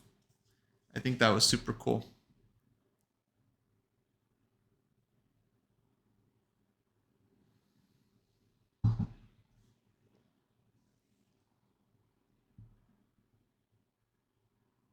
So black played knight e5, bishop g3.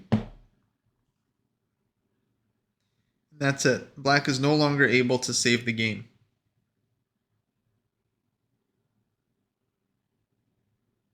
During preparation, the Argentines had reckoned that after castles, so they didn't account for this move. They missed that in their preparation. So he's saying after castles, this is what they thought would happen. So they did look at bishop b5 to their credit. Strong players. King g8. So Geller's not the only one that found this move, but they thought this, bishop g3, hg, white's attack would be halted. So what they didn't take into account is that the bishop g3 move order, there's no hg, and if king g8 first, and white's just taking and queen g6, right?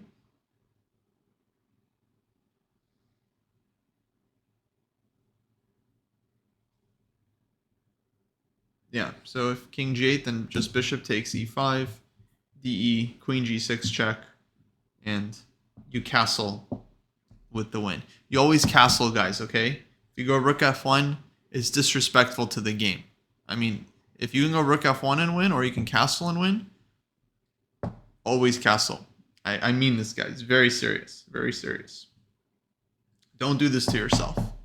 This is poison. Poison move. Castle's good. Rook f1, poison move. Okay.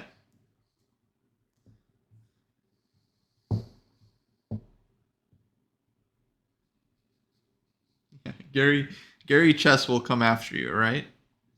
And if king g7,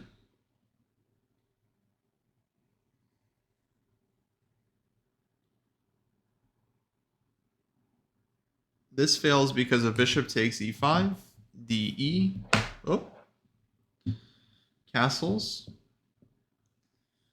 queen g8. Okay, how else to defend f7? Bishop e8. Oh, get wrecked. Get wrecked. Coming into the f7 square.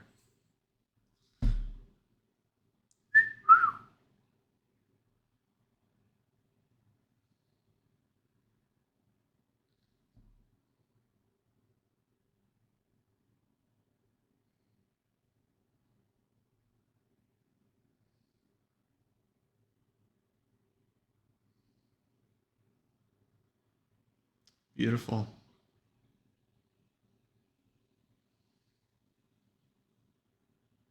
Okay, here only move or something, and then I think there's probably lots of wins, but this looks just totally gone.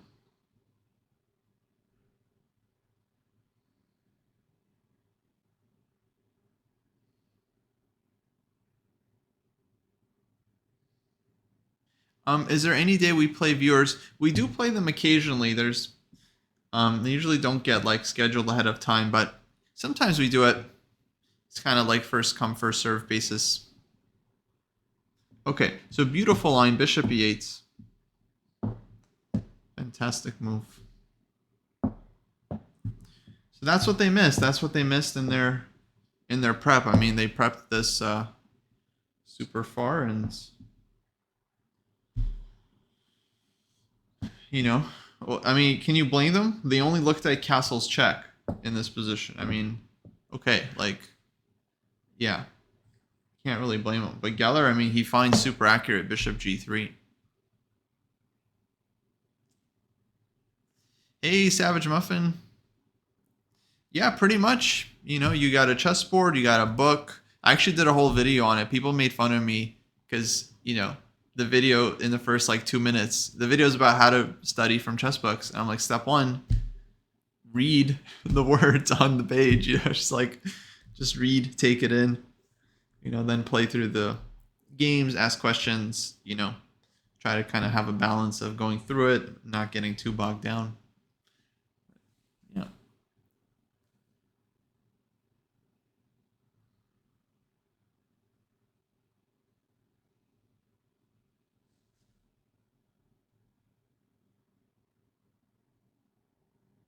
Incidentally, Neidorf and get this. Incidentally, Neidorf and Pilnik had awaited the events in our game, and coming to the conclusion that Black was in a bad way, they deviated from their pre-game preparation by playing 13 King G7.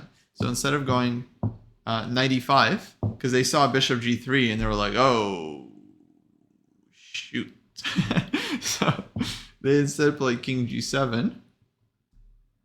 But this enabled them merely to drag out their resistance.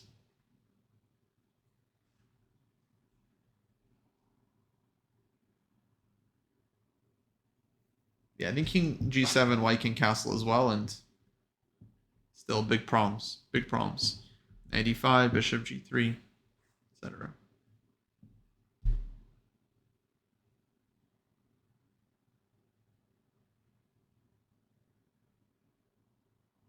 That's the whole thing. If Black could play King G8 and Knight e5, then Bishop G3 would be met with this one, because there's no Bishop takes e5 with check. But Black was not able to get the King to G8, had to go King G7. And now White castles, Knight e5, there's still Bishop G3 here, because HG there's going to be Bishop takes e5 check, and then Queen f7, or Rook f7 is just made into once this one is gone. You guys understand. You guys understand. Okay.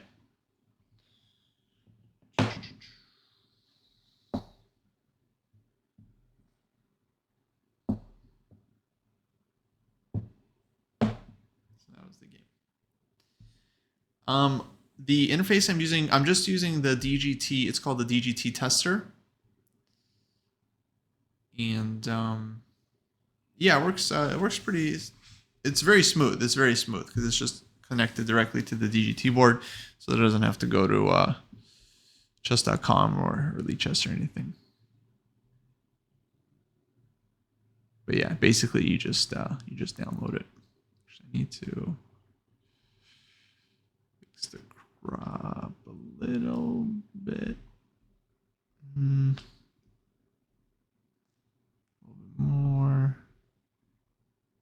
That's good. Perfect. Yeah, hopefully you guys are enjoying the format, getting something out of these games. I certainly am. So let's see what happened. F takes G5. No, sorry. Sorry, F takes. H takes, this just hangs rook. Bishop takes, excuse me.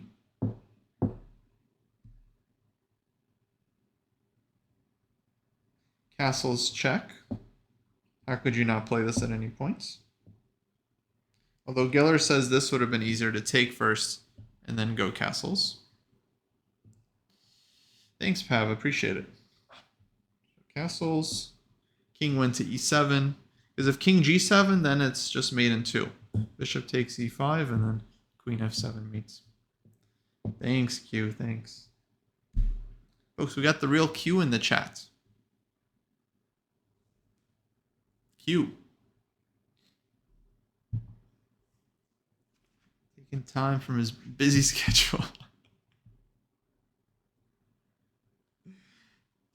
Chess needs a cue. Chess cue. Chess cue. Okay, so king went to e7. White takes on e5. Now if black takes back, it's a big problem. So queen b6 check, throws in this one. The outcome of the game would not be altered by bishop e3, king h1, de, queen takes e5, bishop d4, knight d5 check. Queen takes d5, queen c7. Oof. Oof. Oof Anderson, huh? That's a real oof Anderson. Bishop on b5. Playing a very important role. Very nice. Knight d5. I love it. Black has no moves.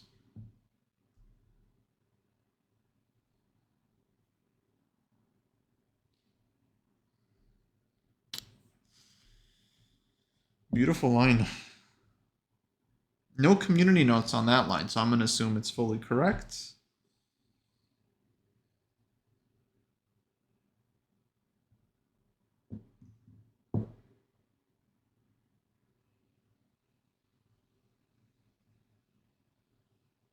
Yeah, in rapid games, right, you're going to have less time to play brilliancies like this. So queen b6 check. King h1. D takes e5. Queen f7 check. King d6. Now the king is going for a little evening stroll. Nothing wrong with that. Rook a d1 check. Ooh, queen d4. Blunder alert. You didn't see that queen's hanging? I guess king c5, black gets mated here.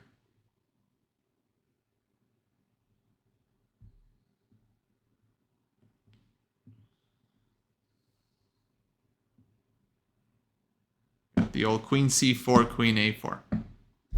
Bad luck. Oh, excuse me, folks. Excuse me. I apologize. I apologize. What am I doing? What am I doing? Unbelievable. Unbelievable. Cancel the subs. Cancel the subs. Okay. So, yeah.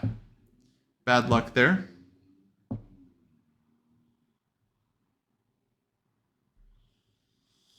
So, in view of the rook mate, black hangs the queen by accident. Rook takes d4. E takes d4. Ooh, e5 check. Geller loves his e5s. Man, never misses a chance, huh? Look at this mate. King takes e5, queen c7. That's the Polgar mate number 1128.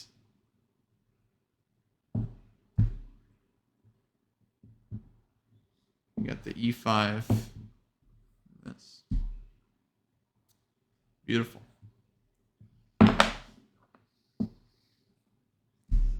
Yeah, esoteric, exactly. I don't know what that means, but I agree. So king c5, queen c7 check, knight c6, takes, and black resigned. I just made up a random number. Yeah, I apologize. Because the black resigned in view of takes, check. King has to come up. And now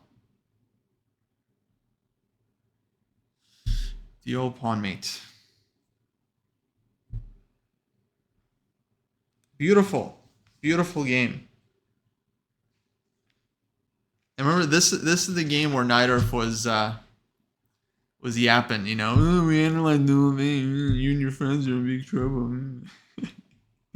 Yapping away. Well, Geller, he answered with his deeds.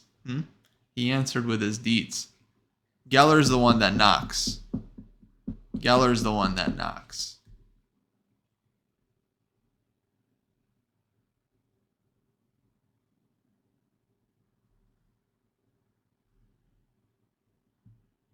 Oh. So I did know what esoteric means. That's funny.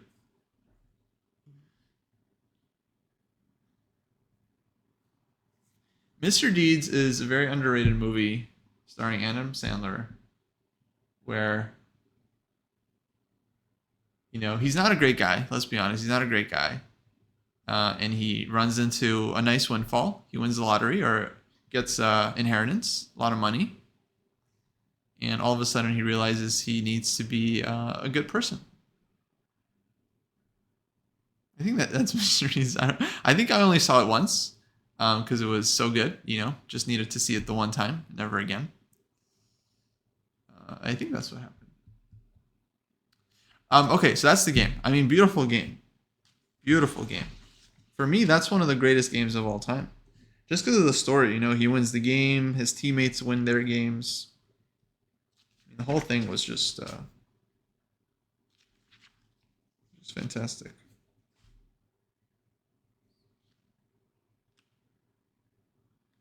Okay, next game I think is going to be against Stahlberg, also from Gothenburg, 1955.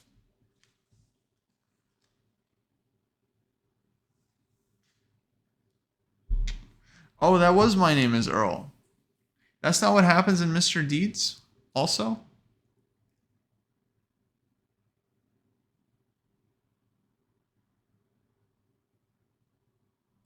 Yeah, I remember My Name is Earl. It was a good show.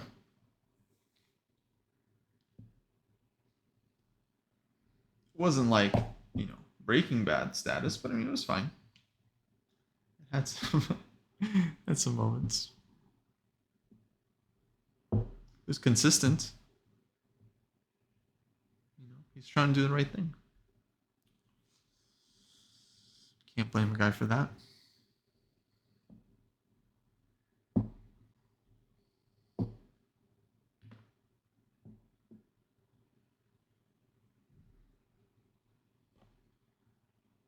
Oh, he's just a schlub in Mr. D's. Oh, I see. I see. Because in Big Daddy, he's kind of a jerk. I remember Big Daddy. I've seen Big Daddy a lot because it's like, yeah, I like Big Daddy. Very enjoyable movie.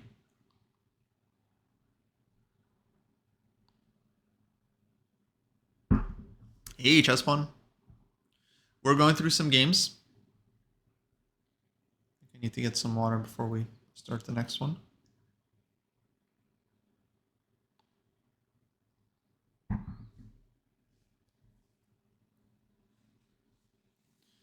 Okay, next game is going to be Geller Stahlberg. How do you say Stahlberg correctly? Does anyone know? Also, where's Stahlberg from? Was he Swedish? Thanks for following. Thanks for following. Okay, from Stockholm.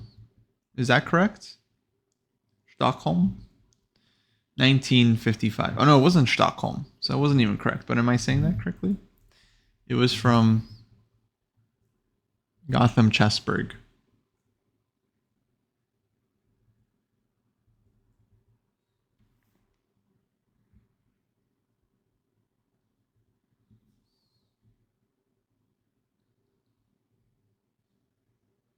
Hey, Billy. Thanks. Thanks for joining. Welcome to the dojo.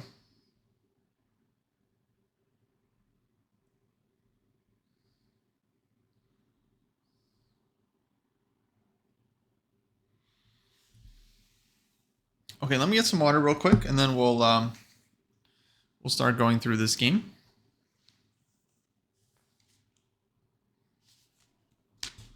It's going to be a French.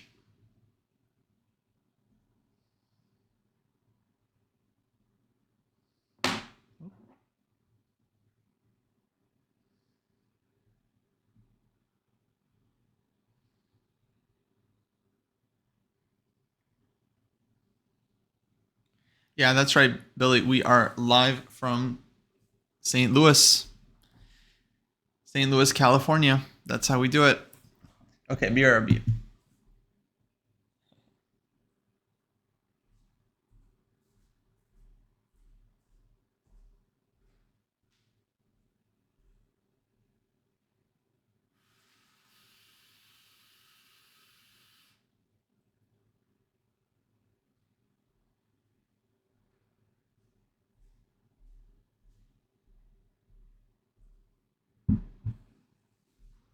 St. Louis Obispo.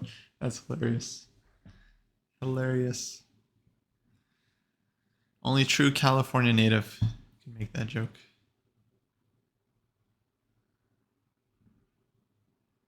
Nice. Paris, Texas or Paris, France?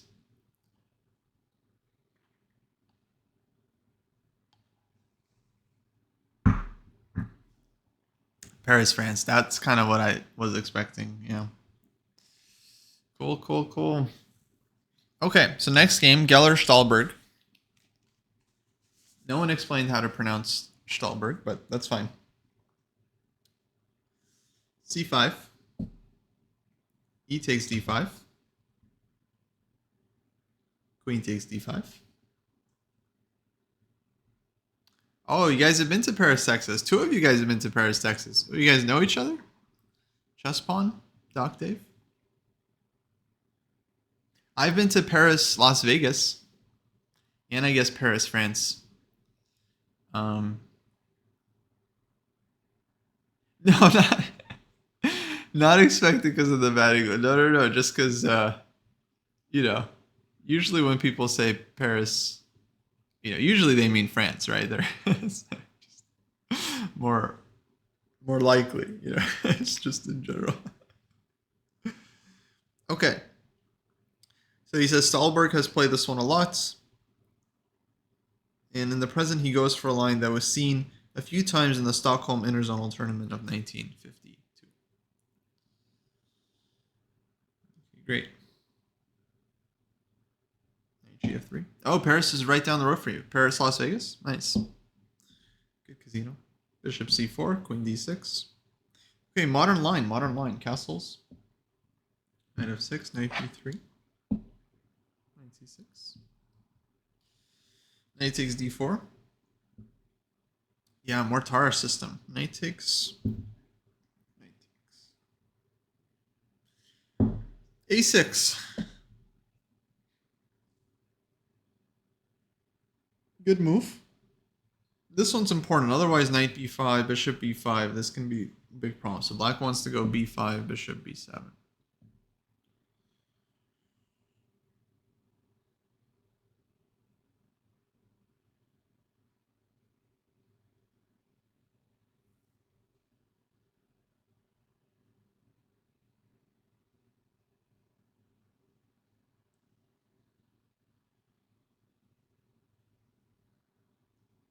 So he goes B3. So Geller's saying that Black's plan here is to go Queen C7, attacking White's bishop, and then Bishop D6 to kind of develop more harmoniously with the two bishops.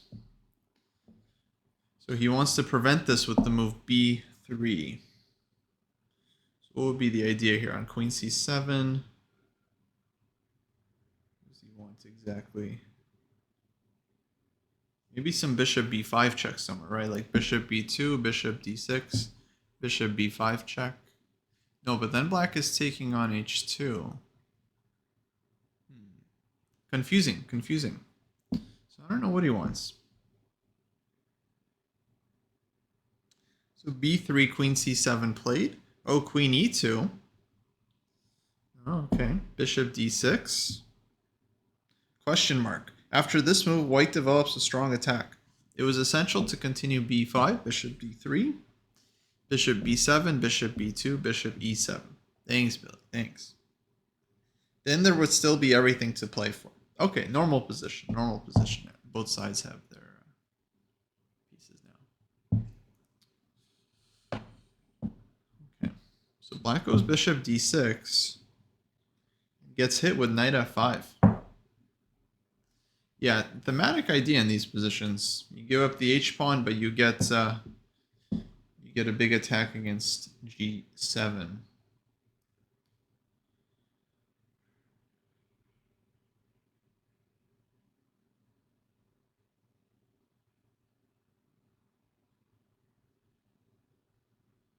Oh, scary. All right, so knight f5.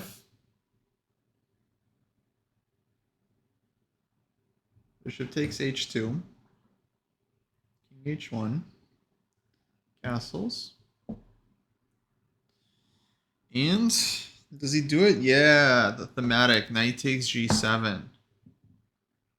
Pop him. It's easy to see that after king takes g7, bishop b2. White wants to go here and win the game. Queen f4, queen h5 is clearly in white's favor. Threatening to just win the piece back, and then this pin is just devastating. Black could play like e5, but then queen takes h2, and white has won all the material back. Dark's bishop is very strong, e-pawn is weak. So this would be no bueno. Ooh, knight takes g7 is beautiful. Okay, but there are other lines. So after bishop e5, bishop h6. Oh wait, queen's on e2. Bishop takes a1. Rook takes a1.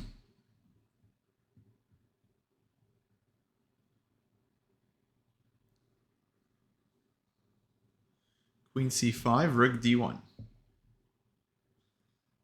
b5, bishop, queen f3, excuse me. Queen e7. Wow, what a move. Wanting to meet queen takes rook with bishop b7. Because takes here, if here there's bishop takes g2 with a check. With a check. And queen is lost. So queen e7. Bishop d3.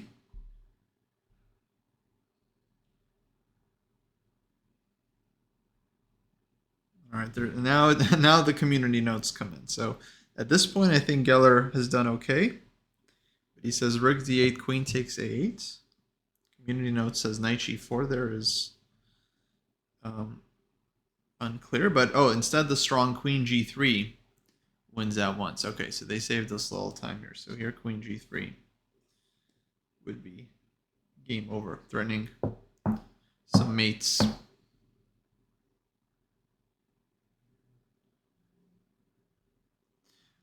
Okay, so there's some computer blah blah blah here. Blah blah blah blah blah. Engine thinks this, blah blah blah blah. Okay, anyway, let's keep going.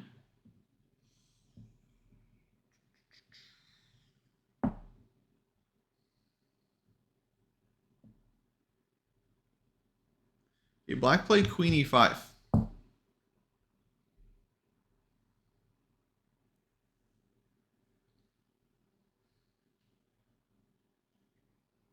Yeah, I would say maybe unclear, Billy. Those positions with the queen for two rooks can be very double-edged.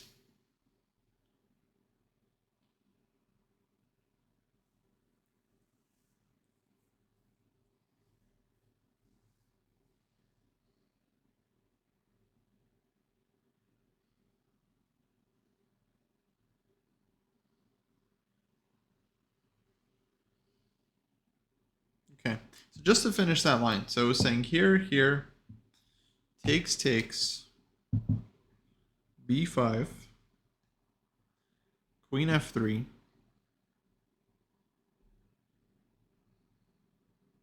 sorry, takes, queen c5, rook d1, b5,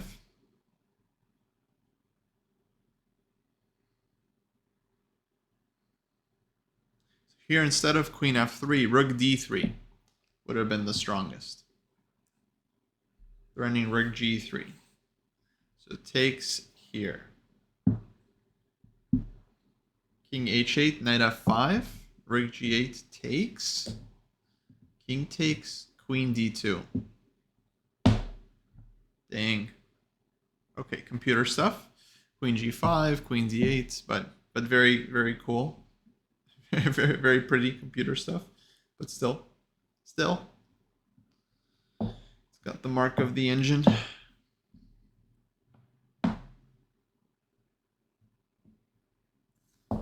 So yeah, that's a nice one. And, okay, king h8, rook g3. Black faces a very dangerous attack in all situations. Okay, understood. Understood. This knight f5 is very serious. Okay, that was useful. So let's go back. So in the game we had this position, black went queen e5.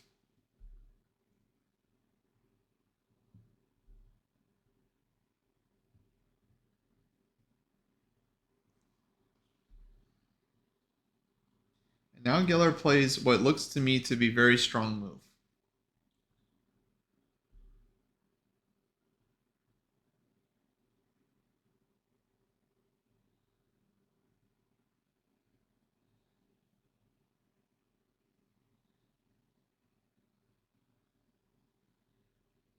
Wow, he goes g3.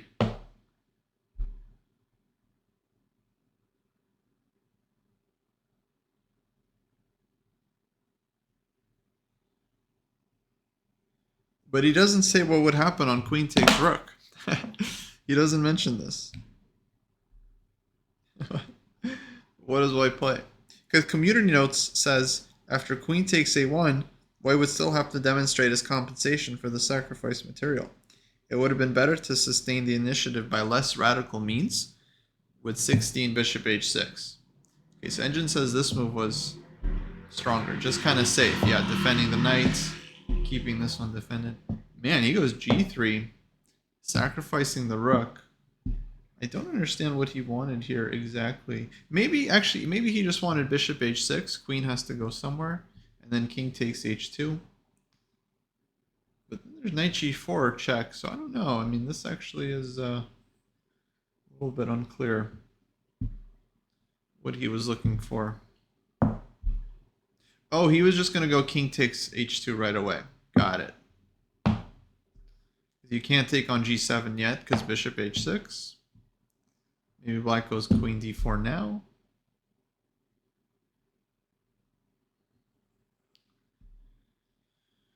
Okay, it would still be, I think, pretty unclear position. Knight h5, black's king is open. You can try to get your bishops in somewhere, rook d1 somewhere. I think there would be some compensation here for sure. Somehow get the bishop to b2. Still, very provocative idea, g3. Just like leaving the rook. Queen takes a1, just takes here. Nice exchange sack, you get the dark squared bishop. I don't mind it. Well, black went for the endgame. Safety first. King takes g7. Bishop b2. Nice. This guy's not going anywhere. e5. King takes h2. Rook e8. Yeah, now white is better. Black is almost strategically lost here because dark square bishop is super strong, material is equal. He's got f4 ideas, and yeah, this bishop is just very difficult to reckon with. So rook ad1. Yeah, bishop absolute monster.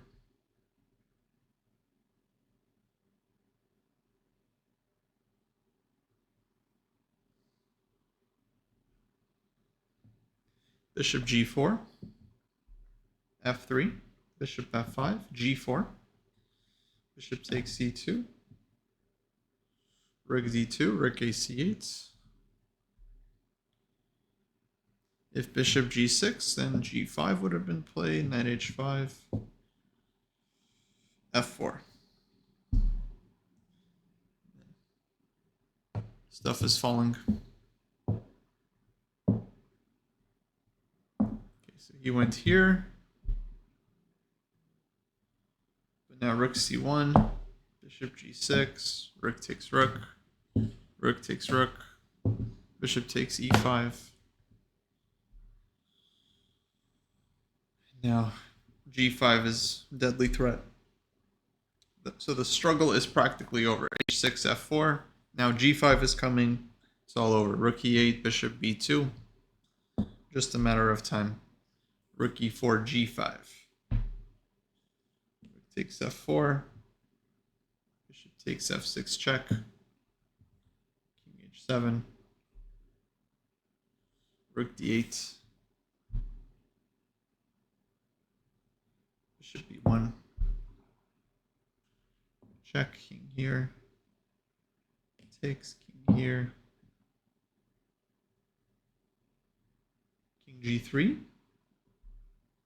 d4. Dude, you're piece down. What are you doing? Rook h2. Dude's still playing. Nice. So if takes, he's got bishop f3. Yeah, it's GG. It's GG, boss. Check. King here. Rook e4. Rook h1. He wants this guy to take the pawn. Rook f4 check. King g3. Bishop e4. Rook c1. And then finally, dude resigns. A lot of people would have gone rook f1, I think, just trading rooks, which totally wins as well. Why we'll get winning endgame, but this is good too. Just looking to win the game immediately. You got rook c5, you got bishop h5, bishop c4, rook c7. A lot of problems. A lot of problems. I like keeping the rooks on. I think this is cleaner.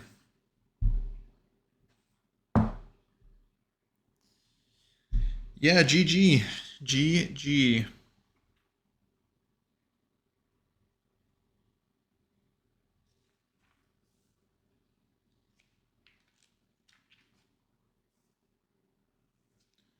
Okay, let's see here. Might do another game. Ooh, getting kind of tired though, actually. I don't know if we'll do another game. We did our 3 games for the day. That's kind of been our pace. Maybe we'll end it there. Getting a little exhausted after the day.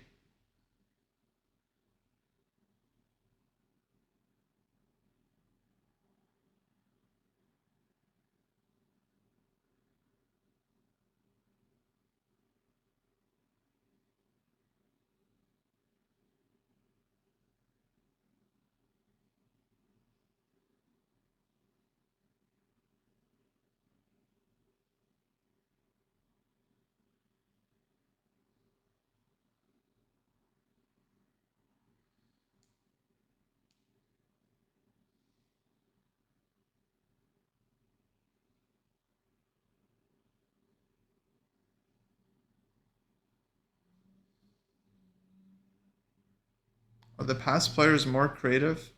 I don't know. It's hard to judge that. I think in general, people have been kind of improving in all respects. So I would think the more modern players they haven't really lost that creativity.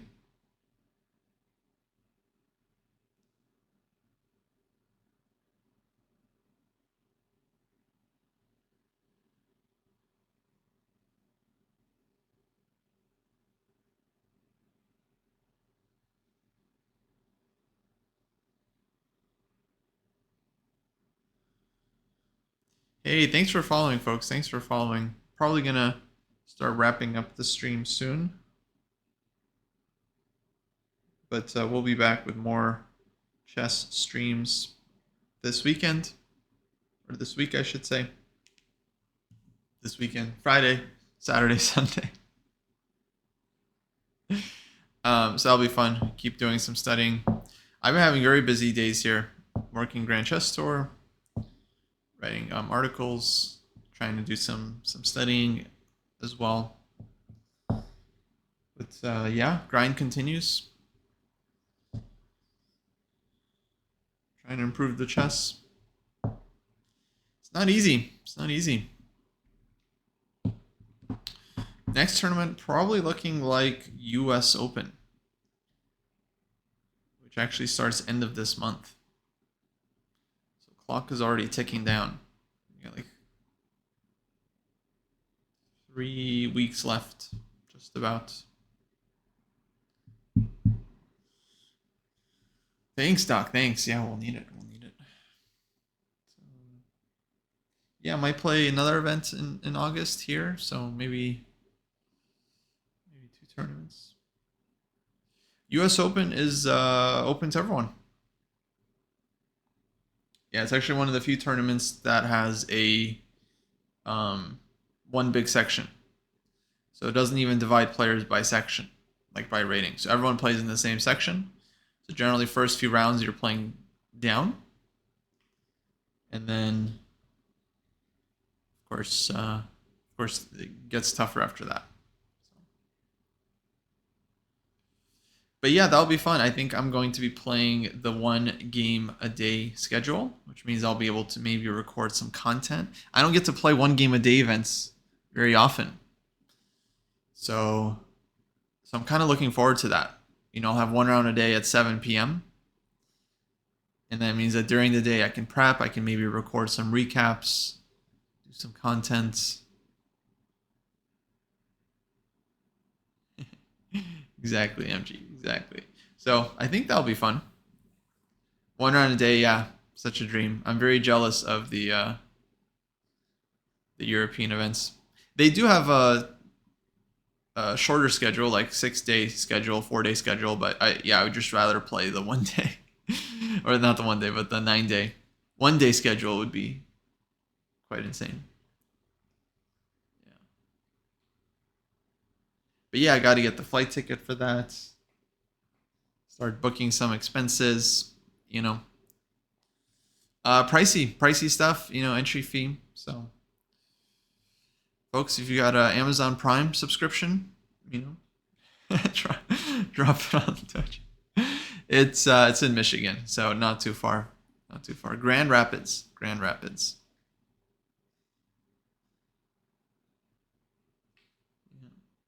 If you're gonna be doing some Amazon shopping, use a Dojo affiliate link. Cost you guys no extra, but Dojo gets a little bit out of Amazon's greedy pockets. So you not only get to support the Dojo, but you also get to take some money out of Amazon's, greedy hands. We use that money to teach you guys chess. They use that money to cut down trees in the rainforest, So win-win. Thanks, MG. Yeah, folks, get some merch. I gotta get some new merch too. But merch, you gotta pay for it. But with the Amazon, use the affiliate links.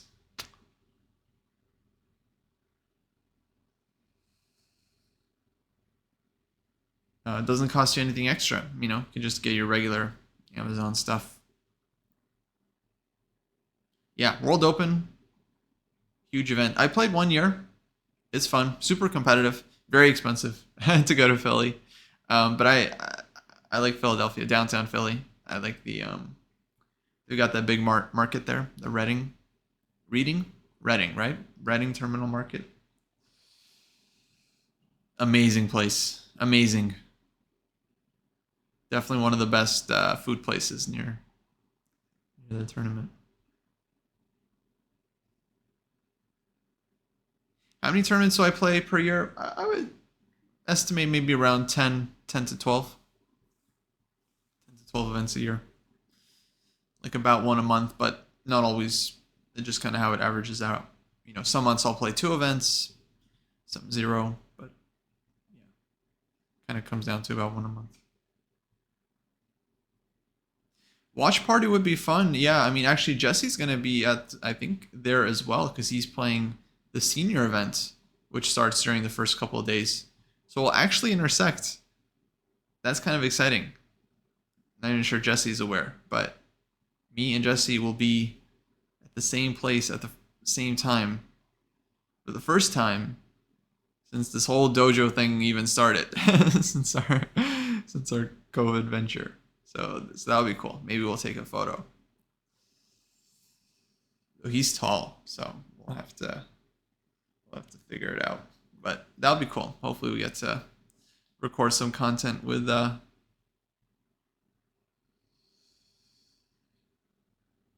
Jesse.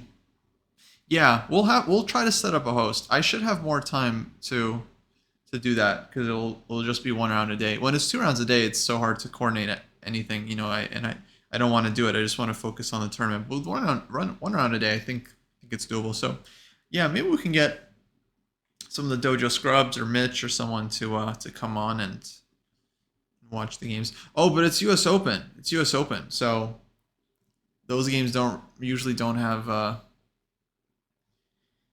DGT component. Usually there's no DGT at the US Open. Only the top boards. Only the top boards. So, yeah, that might be tough. Yeah. So top few boards will be DGT. So I'll have, I might be up there at some point. But yeah, I'll have to do well the first few rounds.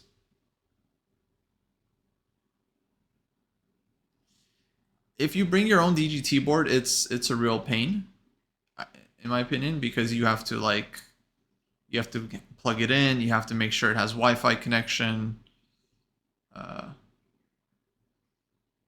It's a whole thing.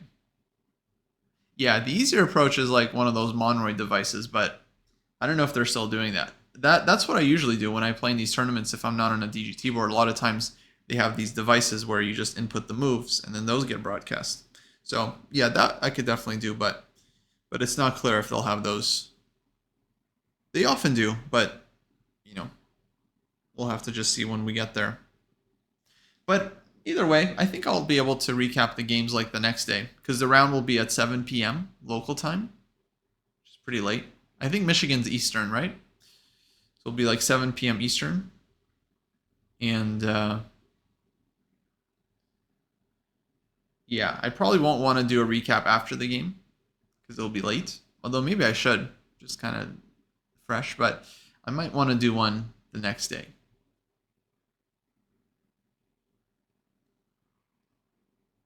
Because I'm an old guy now, so I need my sleep.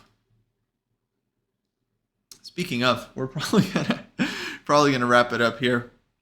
Maybe I'll grab another bite and then get ready for tomorrow. These days are long, man. These days are, we got Grand Chess Store in the morning. Anyone following Grand Chess Store? I mean, this event is like super strong. You got Magnus, Caruana, Veruja, Nepo, Rapport, all these guys, Vichy.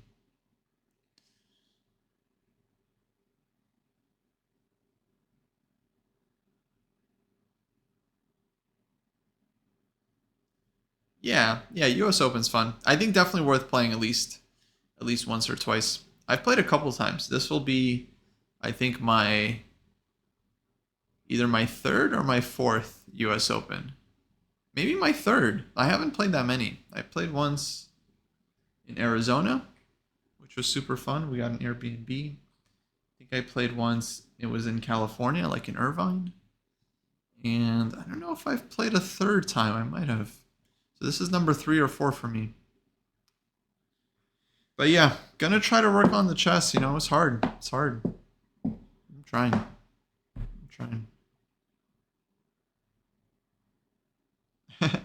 USCF jackets. Yeah, the merch is fun. Definitely need some more Dojo merch. Okay, folks, I think we are going to wrap it up there. Yeah, thanks, Bay Checkmate. Thanks. I appreciate it. I'm trying to stream more as well. Grow the channel. Grow the brand. Grind a little bit. But I feel like this is fun. I mean, this is what I would love to do. I try to do some OTB work every day. And so it's actually really cool. I get to stream it and people are into it as well. Because this is honestly this is what I've been doing for years. Like I get a book, get a board, play through some games, try to understand a thing or two. So it's cool to be able to do this on stream as well.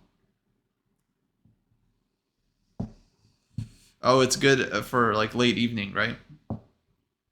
Analyzing games and chill. OTB game analysis and chill. Yeah, for sure. OTB, very nice, very helpful. Thanks, Doc. Thanks. Appreciate it. All right, let's see who we gonna raid.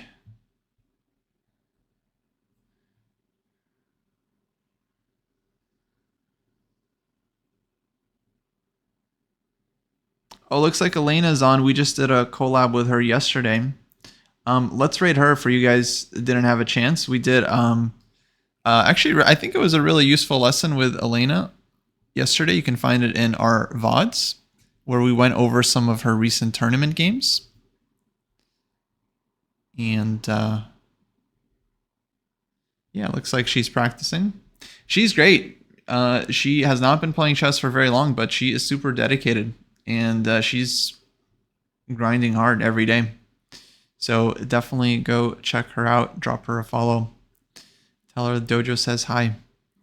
And I'll see you guys all. I'll probably try to stream sometime tomorrow. And then Saturday, Sunday. Katie Learns is coming. He's going to visit St. Louis.